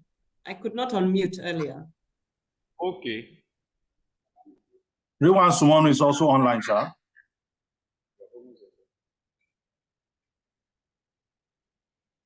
Obiako Uchena.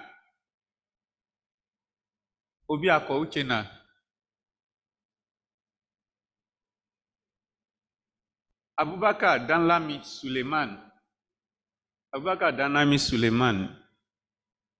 Okay. Omobola Ibidapo Obe Ogunfowora. Abubakar Danlami Suleiman is present. Online. Good. Adobe Stella Nwapa. Okay. Akindele Anthony Ogunranti. Okay, sir. Peter Olatunde Bankole. Okay. Kabiru Ayodeji Olanrewaju. Ken Obiako Uchenna, present. I couldn't unmute earlier. Present online. Sorry, what's the name again? What's the name online?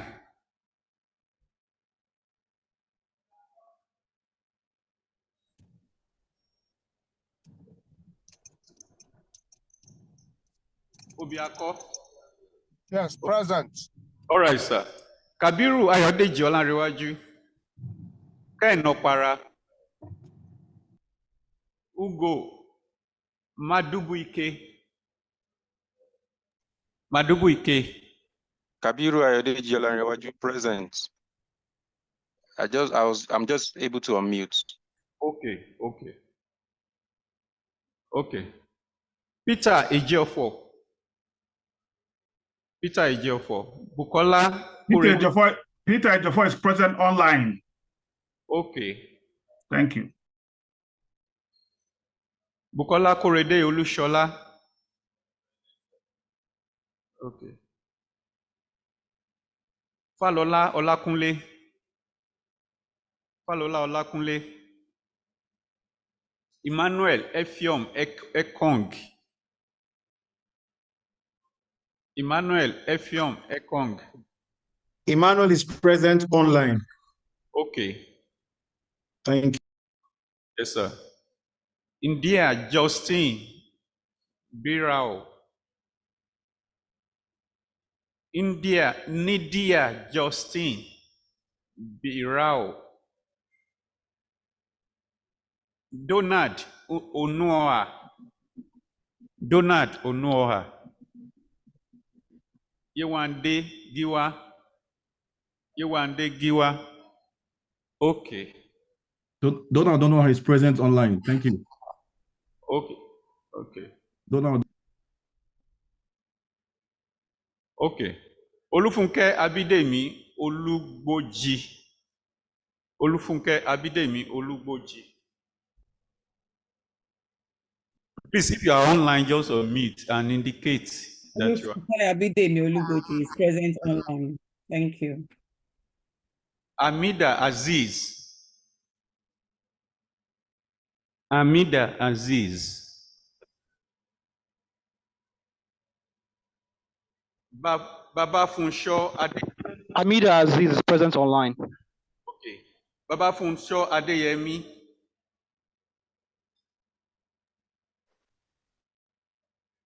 Okay. Mashairu Matsura. Masairo Matsura. Olukemi Olomola Shijuade. Peters Ifeanyi Eledu. Kemi Olomola Shijuade MNI, present online, please. Okay. Adaobi Okafor. Oyewumi Oyekunle. Oyewumi Oyekunle. Anthony Chibuzo Oswago. Charles Adeogun Phillips. Sorry, Adobe Okafor is present online. I could not unmute. Was able to unmute now. Adobe Okafor, present online, please. Adaobi. Adobe Okafor, yes. Okay. Oyewumi Oyekunle. Thank you. Anthony Chibuzo Oswago.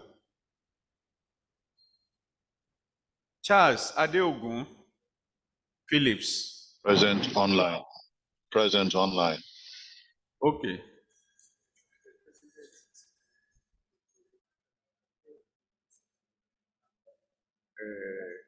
That's the next thing, yes. David Tomlinson. David Tomlinson. Present. David Tomlinson present. Okay, Carlos Coutinho. Olabisi Olubumi Odunowo. Carlos Coutinho, present online. Carlos Coutinho, present online. All right, sir. Olabisi Olubumi Odunowo. Chinye Nwoko Ogene Fejiro. Olabisi Olubumi Odunowo, present online. Thank you. Chinye Nwoko Ogene Fejiro. Olabisi Olubumi Odunowo, present online. That is taken, madam. Thank you. Chinwoko Ogenefejuru is present online. Okay, so you should stop. Okay. Chinwoko Ogenefejuru is present online. All right. So, for the, please, we like to make this short announcement. If you are online, we're going to get back to you, shortly, if your name has not been called. So, we want to quickly make a presentation to those who are physically in the room now. And afterwards, we call and identify those who are online. Thank you so very much.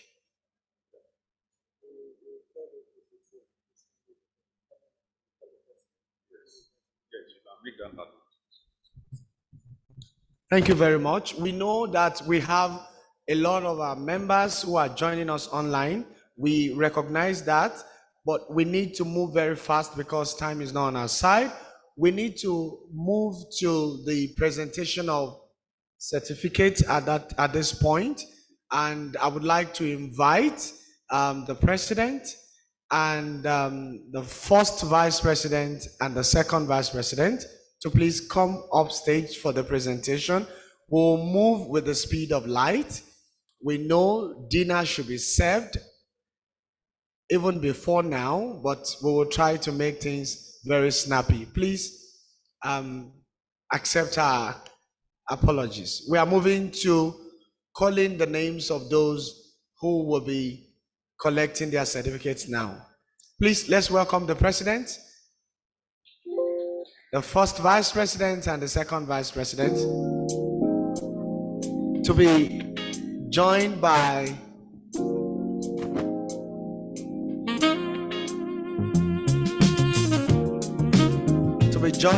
Dr. Uche Olowu,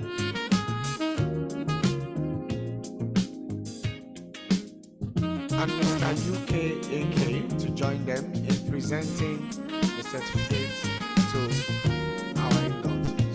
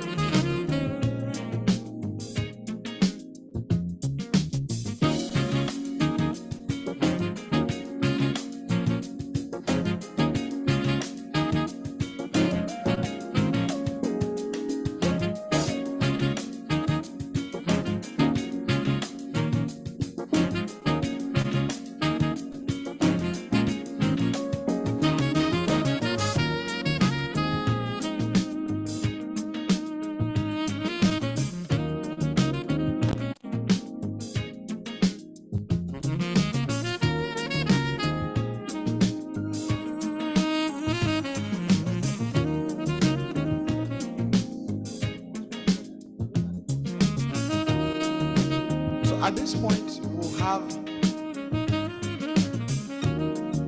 point, we would like to call our members to come and collect the certificates, after which we move to the other table to collect the other items. Over to you, Ndidi. Okay, thank you. In no particular order, your name will be called. When you collect the certificates and the letters collection, there is acknowledgement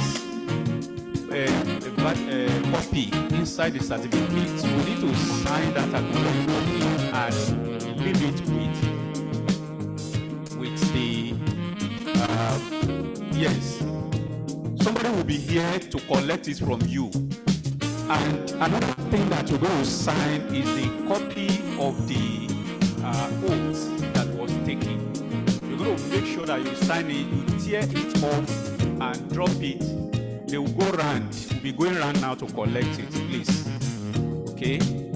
And please, on the last page of that paper, there is you're going to indicate one committee that you want to belong to. Then you sign and put your name. Thank you. Emore, Umo, Ufoma, Emore.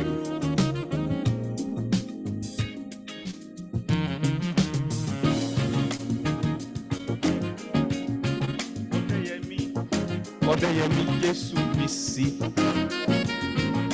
Odeyemi Jesu Bisi.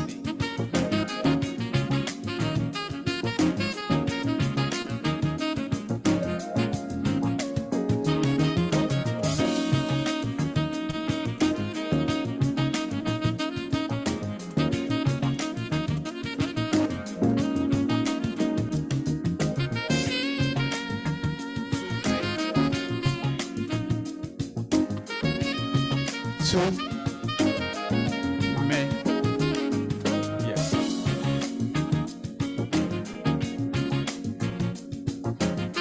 Amosu.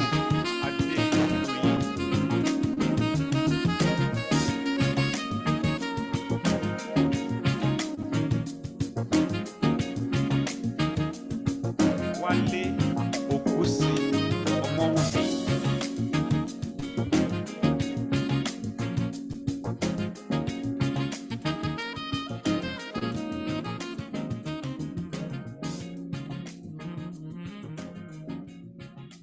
Olu Fowose. Wale Okusi. Please come this way. Olu Fowose Ebenezer. S.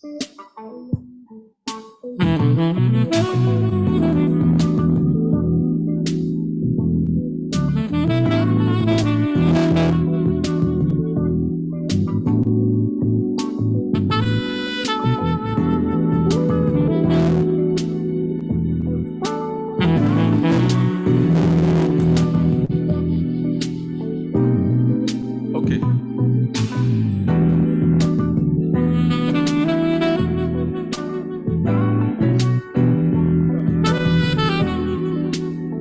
Satumari Abdurrahman.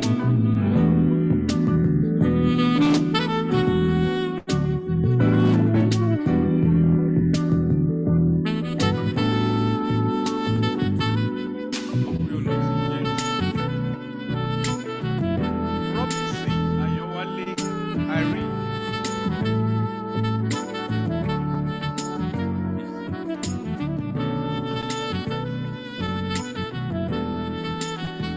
Robinson Ayowale Irene.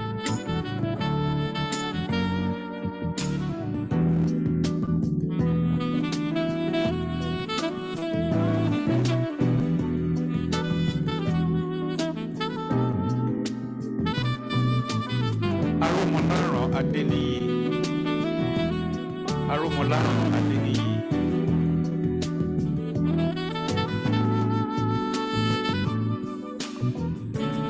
Aromolaran Adeniyi.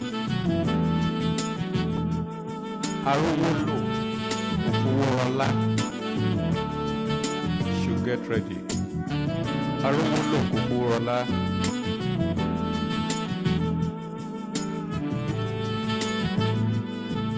Oyeniyi Olayemi.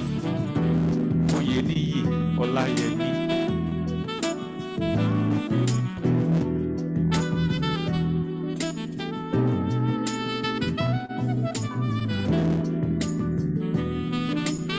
Medun Funke S.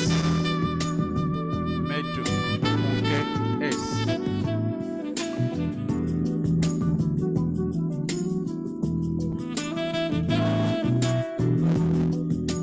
Isaac Ifeoma. Isaac Ifeoma.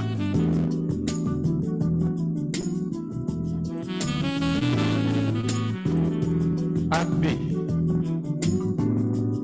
Augustine. Abe Augustine.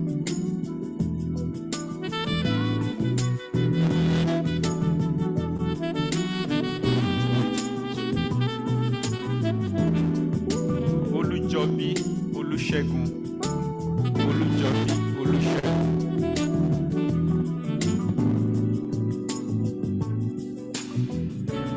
Bankole Peter. Bankole Peter.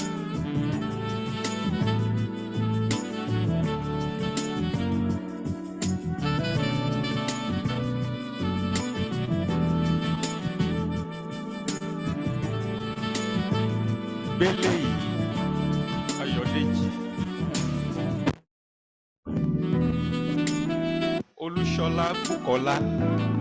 Olúṣọlá Bùkọ́lá.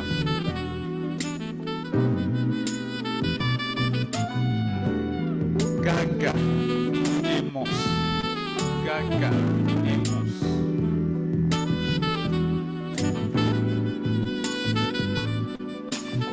Oyenuga Olúfẹ́mi. Oyenuga Olúfẹ́mi.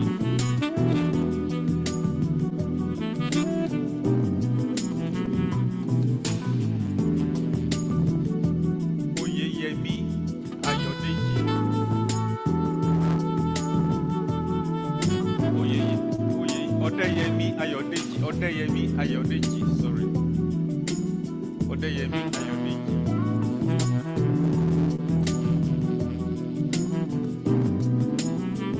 Onwuma Ego. Onwuma Ego.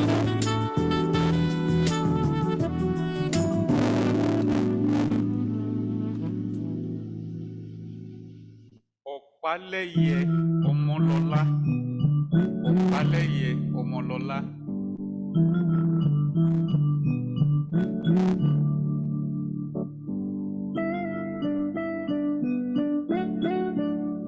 Ọ̀pálẹ́yẹ Ọmọlọ́lá. Tize John. Tize John. Tize John.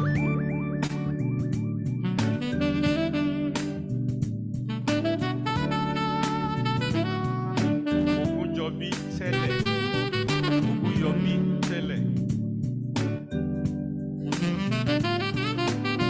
Omogbai Stella Mary. Omogbai Stella Mary.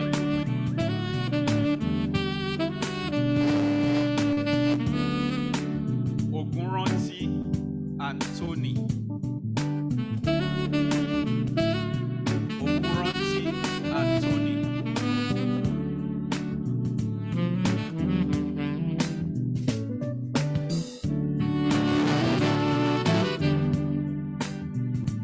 Ogunranti Anthony.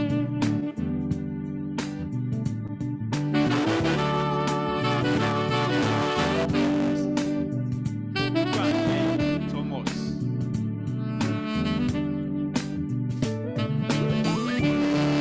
Ogunbanwe Thomas.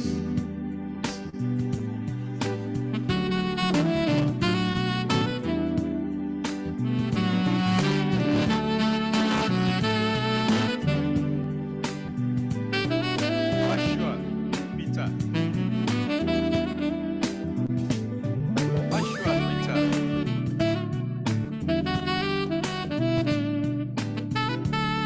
Adeyinka Adeyemi. Adeyinka Adeyemi.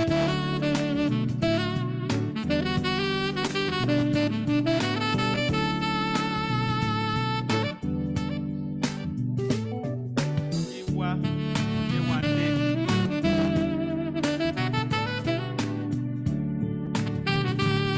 Iwa Yewande.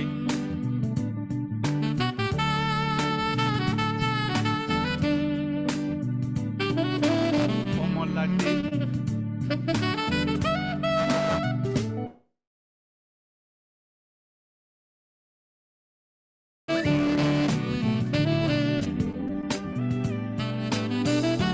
Ọmọládé Dàpọ̀.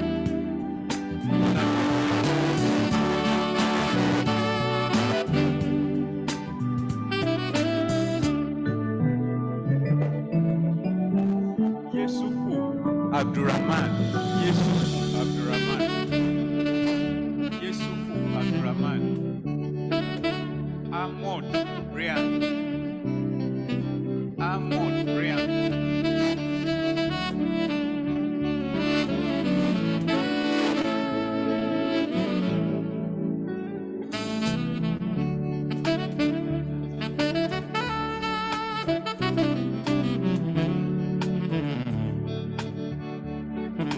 Gabriel Taiwo. Gabriel Taiwo. Gabriel Taiwo. Umeko Folake.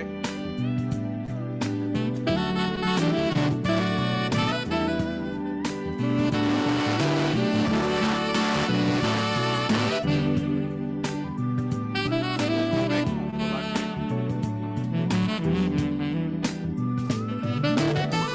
Ọ̀pánúbí Tòkunbọ̀. Ọ̀pánúbí Tòkunbọ̀.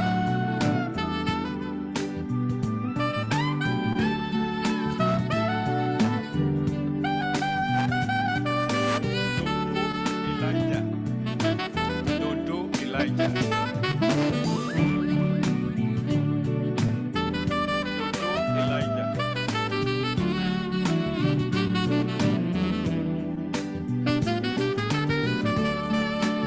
Dodo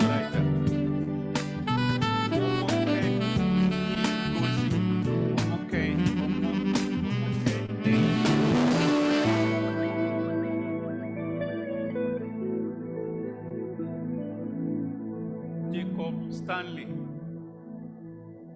Jacob Stanley.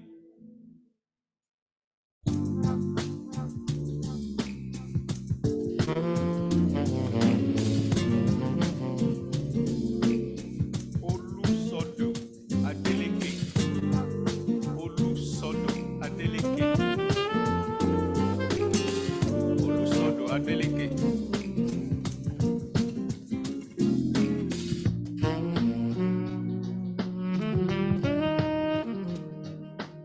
Nelson Francis. Nelson Francis.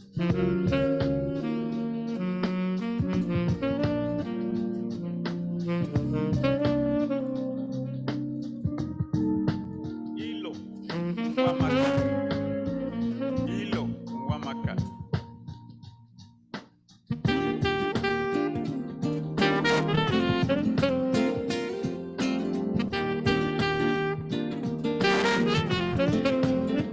Mwapa Adobe. Mwapa Adobe.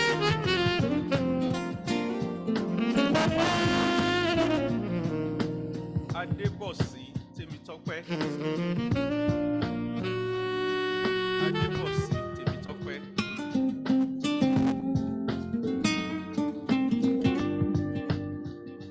Please, who is Nwapa Adobe?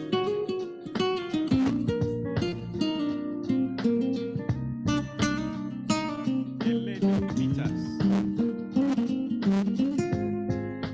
Eledu Peters. Online, okay.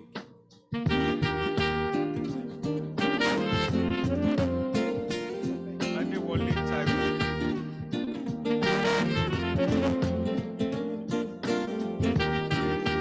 Somebody said you.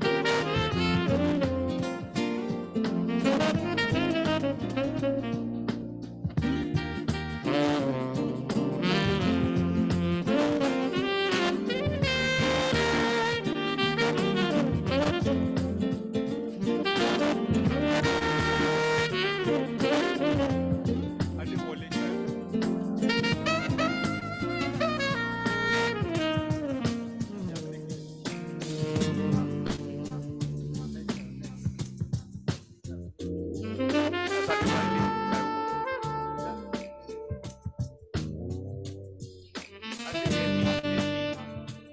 Adeyemi Ebi.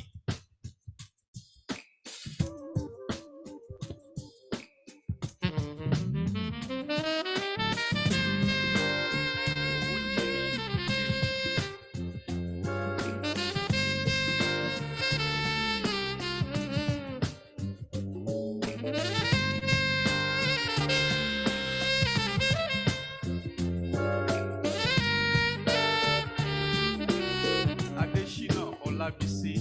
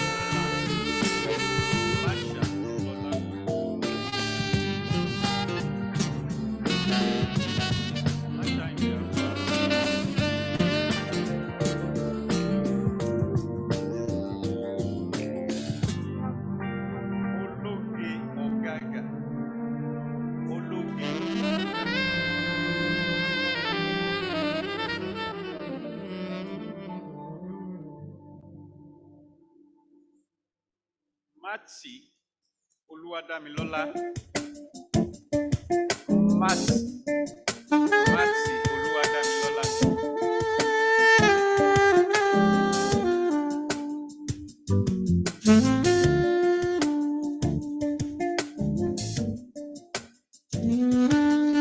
Oladujoye Afolabi. Oladujoye Afolabi.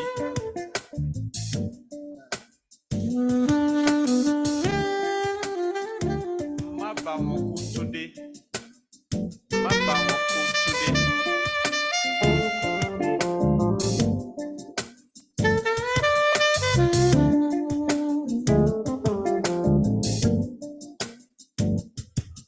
Ògúnfowórà Ọmọbọ́lá.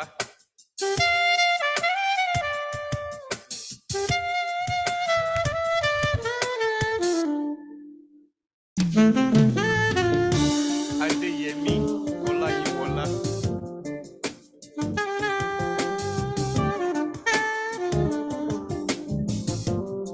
Òdíkè Ọmọnẹ́yìn.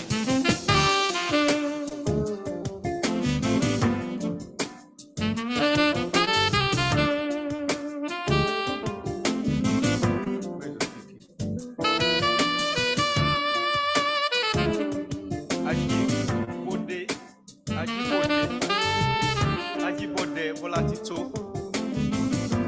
Ajíbọ̀dé Bọ́látító. Ìbísíkì Ìmọ̀mọ́ẹ̀mí.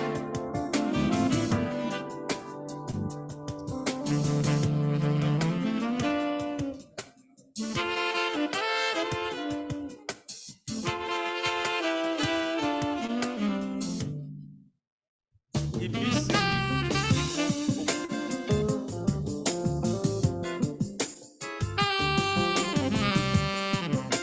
Àgbè Olúkáyọ̀dé. Olúkáyọ̀dé.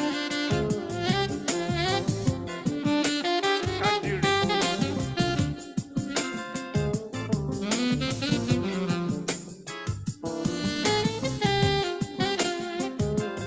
Kádìrì.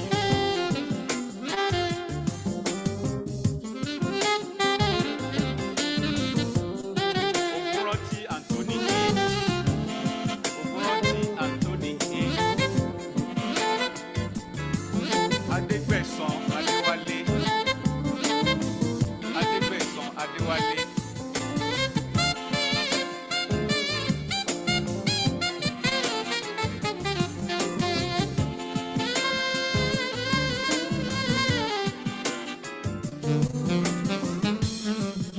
Àgàgù Abísóyè.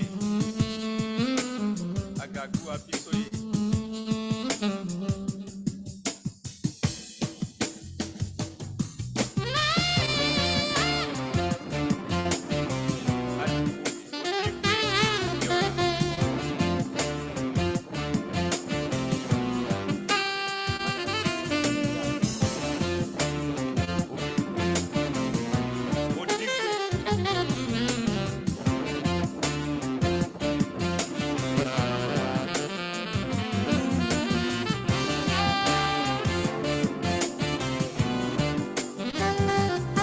Pátádé Adébáyọ̀.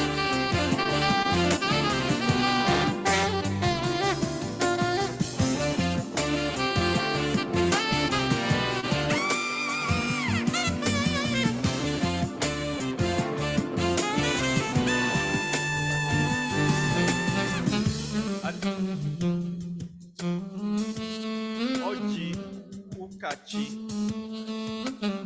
Ọjì Ukachi.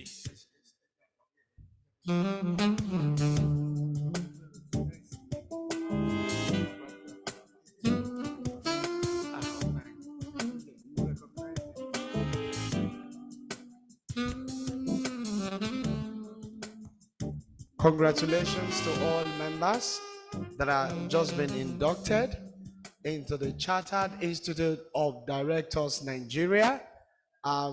We want to say on behalf of the President and the Chairman of the Governing Council of the Chartered Institute of Directors Nigeria, We want to congratulate everyone.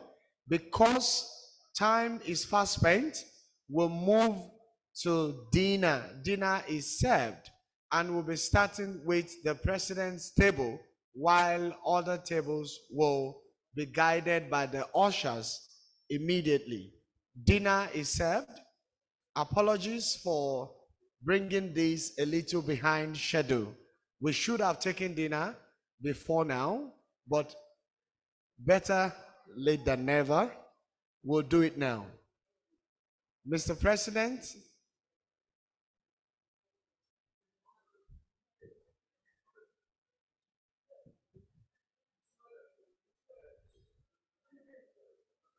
Mr. President, dinner is served.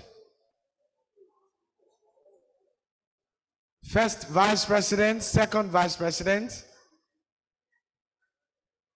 We want your table to lead the way. Dinner is served. The ushers will guide us.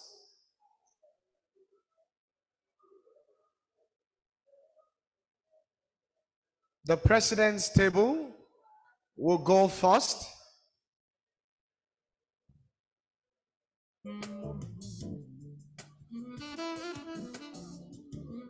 Table 3, table 2 should follow. Table 2, table 1, table 4, and table 5. Dinner is served. Table 3, table 2, table 4, and table 5.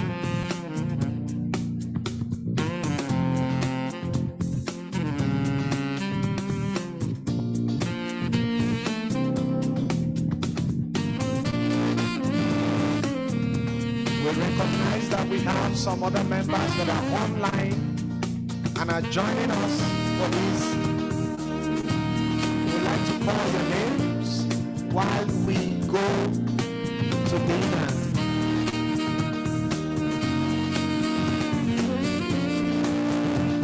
The Zenith Man table should please move, join the president's table. Dinner is served.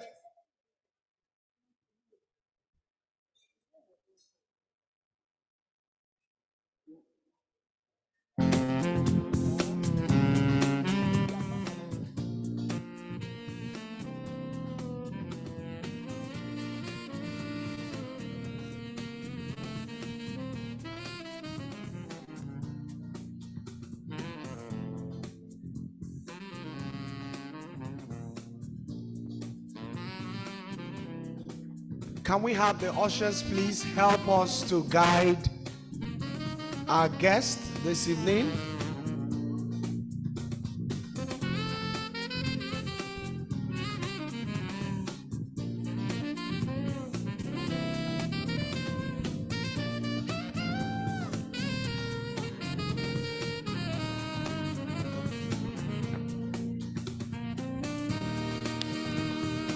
Please, while dinner is going on, we quickly want to identify our virtual members.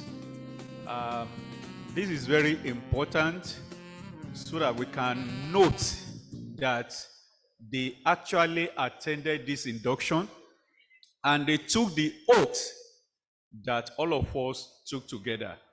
So I'll take the virtual members again, at least from where I stopped the other time. I'd like to recognize, if you are online, you can just unmute your audio and say present. Okay?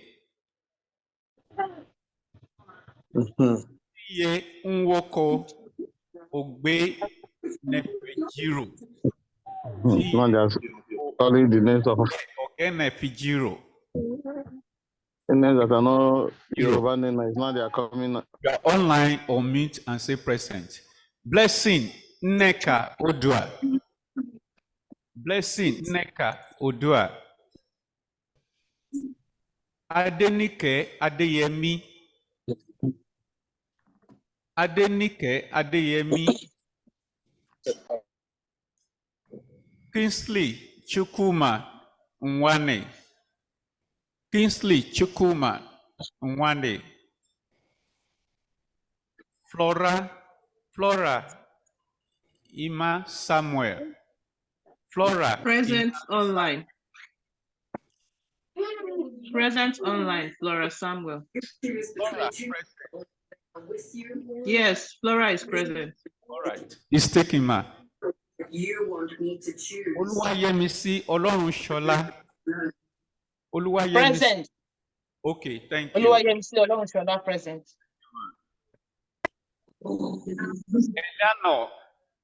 Eliano Adaralegbe. Adaralegbe. Leave it, Lottie, leave it. Abba Duta. Ogene Ome Oxley. Present online. Agbalduta Ogenekome Austin. Present online. Olanrewaju Ore. Present online. Jukes Ima Oko. Jukes Ima Online. Jukes Oko present online. Okay, sir. Akintunde Banuso. Akintunde Banuso. Nwa Okoma. Yemen. Present online. Yemen. Present online. Okay, sir.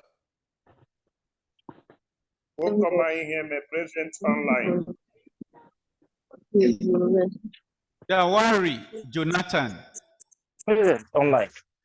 Okay, Present online. that is Dawari Jonathan. Present. Adenike Adeyemi, present online. I have been trying to unmute myself. Adenike Adeyemi.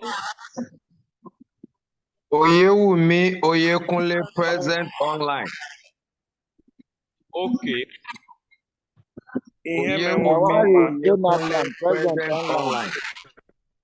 Okay. Okoma Iheme present online. It's happening. Thank you, sir. Was very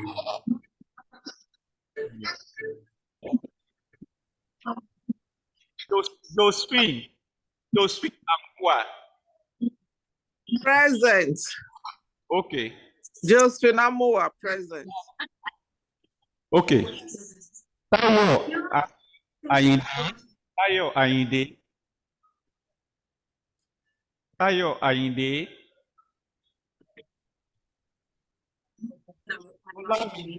Brown. Brown.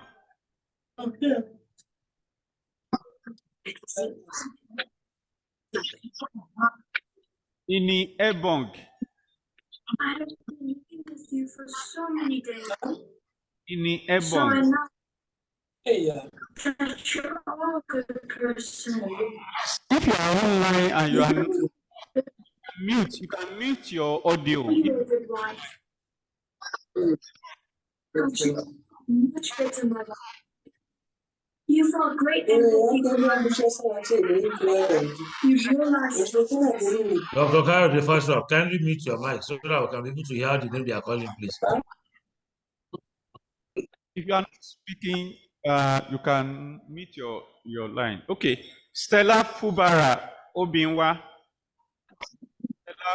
Present online. Okay. Bolaji Lado. Present online. Stella Fubara, present online. Okay, that is noted, man. Bolaji Ladokun. Bolaji Lado. Loretta Mabintin. Loretta Mabintin. Ogogo Makinde. Ogogo Makinde. Firas Mamlok. Present. Owowo Makinde present. Okay. Owowo Makinde present online. All right. Taking. Thank Firas Mamlok. Lukman Mustafa. Lukman Hello, Present online. present. Hello, Lukman Mustafa, present online. Okay. Uche Nwokedi. Uche Nwokedi. Ima Ofulwe. Ima Ofulwe.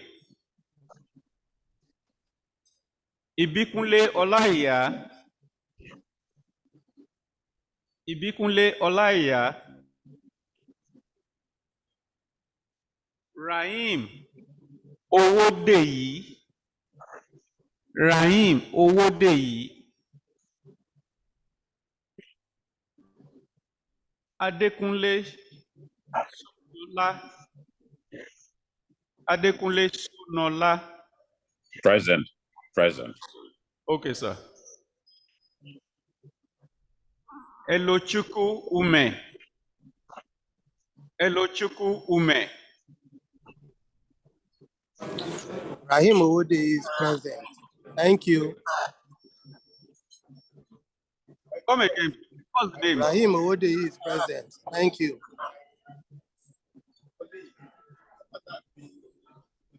Rahim Owode.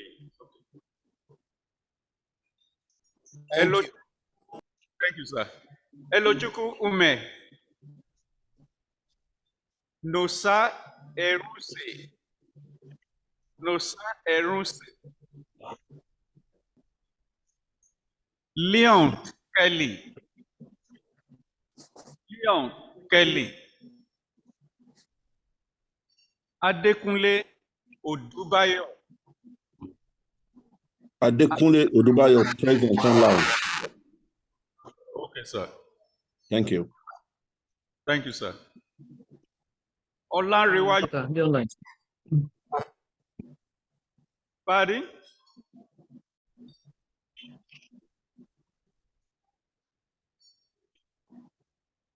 Please, can I hear that name again?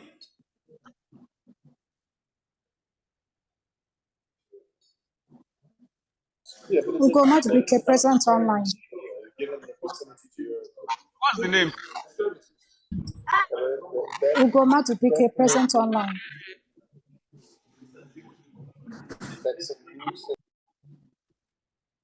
Olanrewaju Oladipo. Olanrewaju Oladipo. Okay. Hello, can you hear me? Hello, can you hear me? Hello?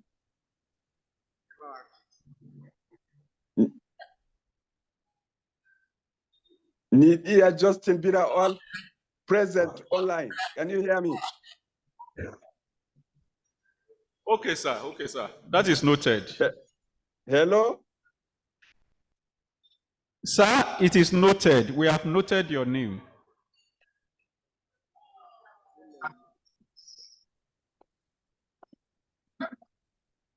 Please. Hello, Duke Edward Okaga, present online, please. Okay, sir. Duke Edward Okaga, present online, please.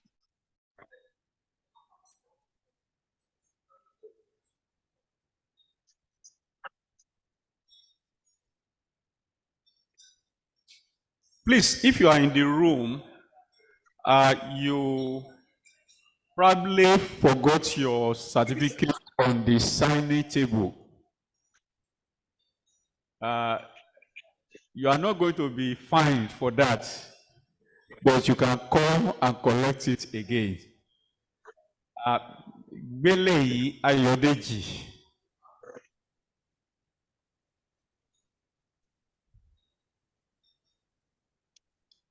Nnoli-Edozien. Ethel Ebe, present online.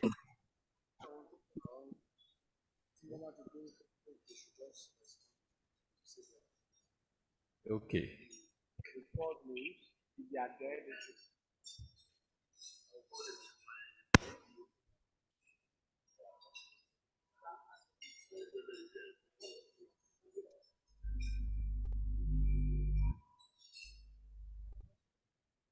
Ethel Ewe, present online.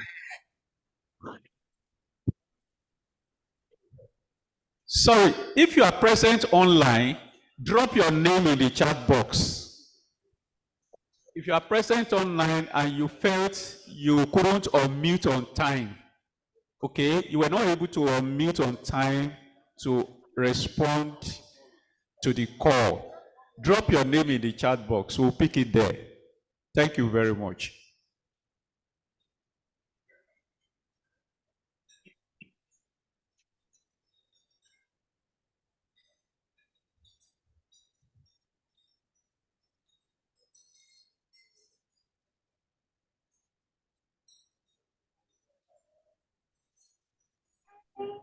I'll drop the code.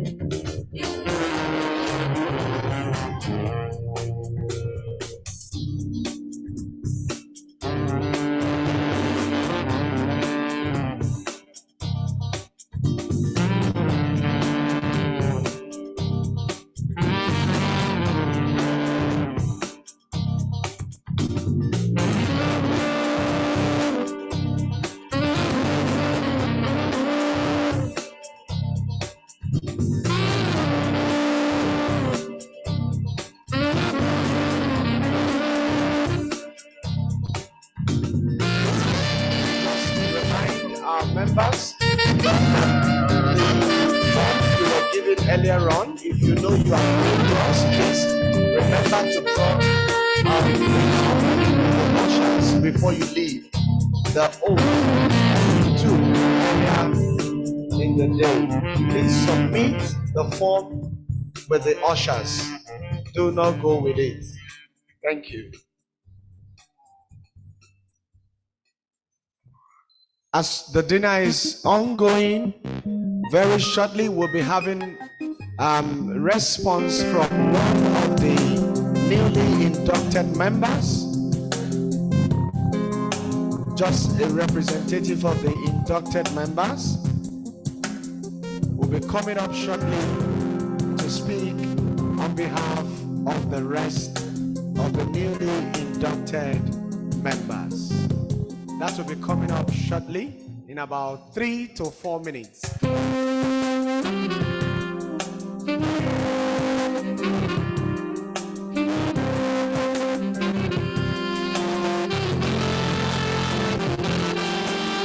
would also like to use this opportunity to appreciate all our sponsors. They've done so well tonight. We have corporate very big thank you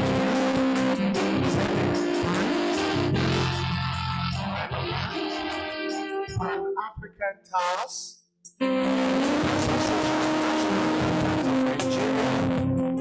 Airtel Nigeria,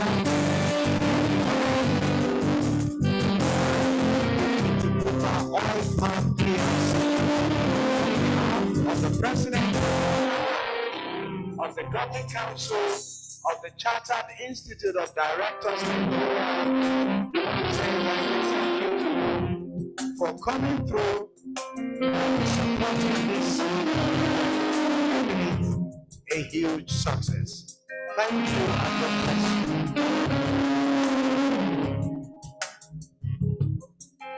you.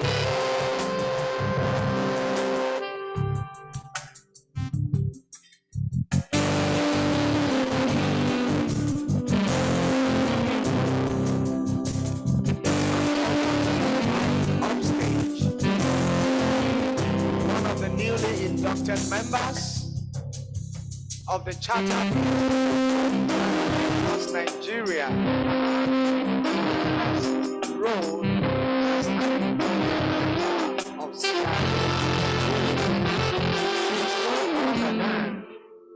Dr.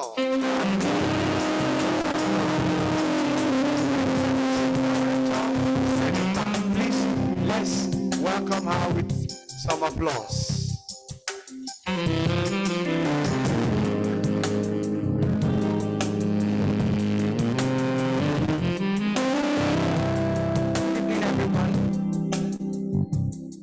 hope you're enjoying dinner.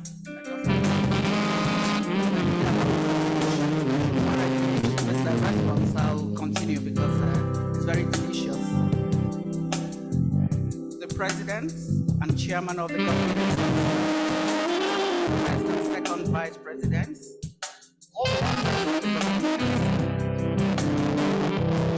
dear guests, ladies and gentlemen, it is a privilege to be asked to give a response for all the newly inducted members this evening.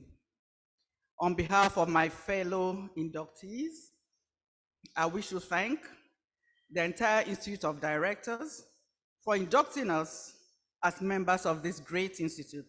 We're indeed very grateful. I want to assure the board that we'll abide by the rules, policies, and core values of the Institute.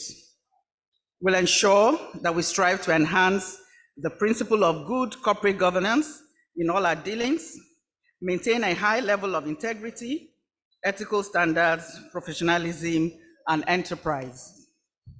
We'll also strengthen in our various organizations the ESG regulations.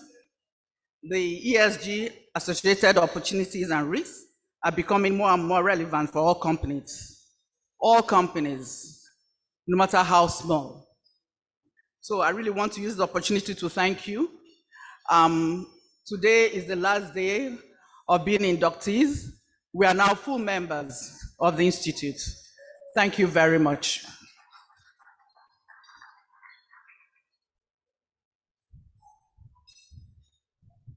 Thank you very much, Dr. Adobe Nwakwa, Executive Director, Zenith Bank. Zenith Bank is one of our sponsors this evening, and we are indeed very grateful for the support. Thank you very much. Also, I would like to appreciate our invited guests, the newly inducted members of the CIoD Nigeria, to appreciate you for coming. Thank you very much for finding out time to be here. Most especially, the warmest congratulations to the newly inducted members. You are welcome on board, and we assure you that the Institute is ready to go on this ride with you and to add value to your various professions and achievements that you have already. We want to thank you for coming, and to all our sponsors, we appreciate the support. Corporate Affairs Commission, Zenith Bank, Wema Bank, Pan-African Towers, Association of National Accountants of Nigeria, Airtel Nigeria, U-Connect, and Okitipupa Oil Palm PLC. On behalf of the President and the Chairman of the Governing Council, we say a very big thank you to you. Thank you for supporting, and thank you for being here. And also, Mr. President, thank you very much for being here tonight. First Vice President, a huge appreciation to you, and also the second Vice President. Thank you all for coming. And on this note, we have come to the end of this evening's induction. Thank you, and God bless you all. Shortly after now, we'll be having a group photograph. We want you to have your dinner in good condition. And then after that, we'll come out to have a group photograph. Thank you once again, and God bless you all.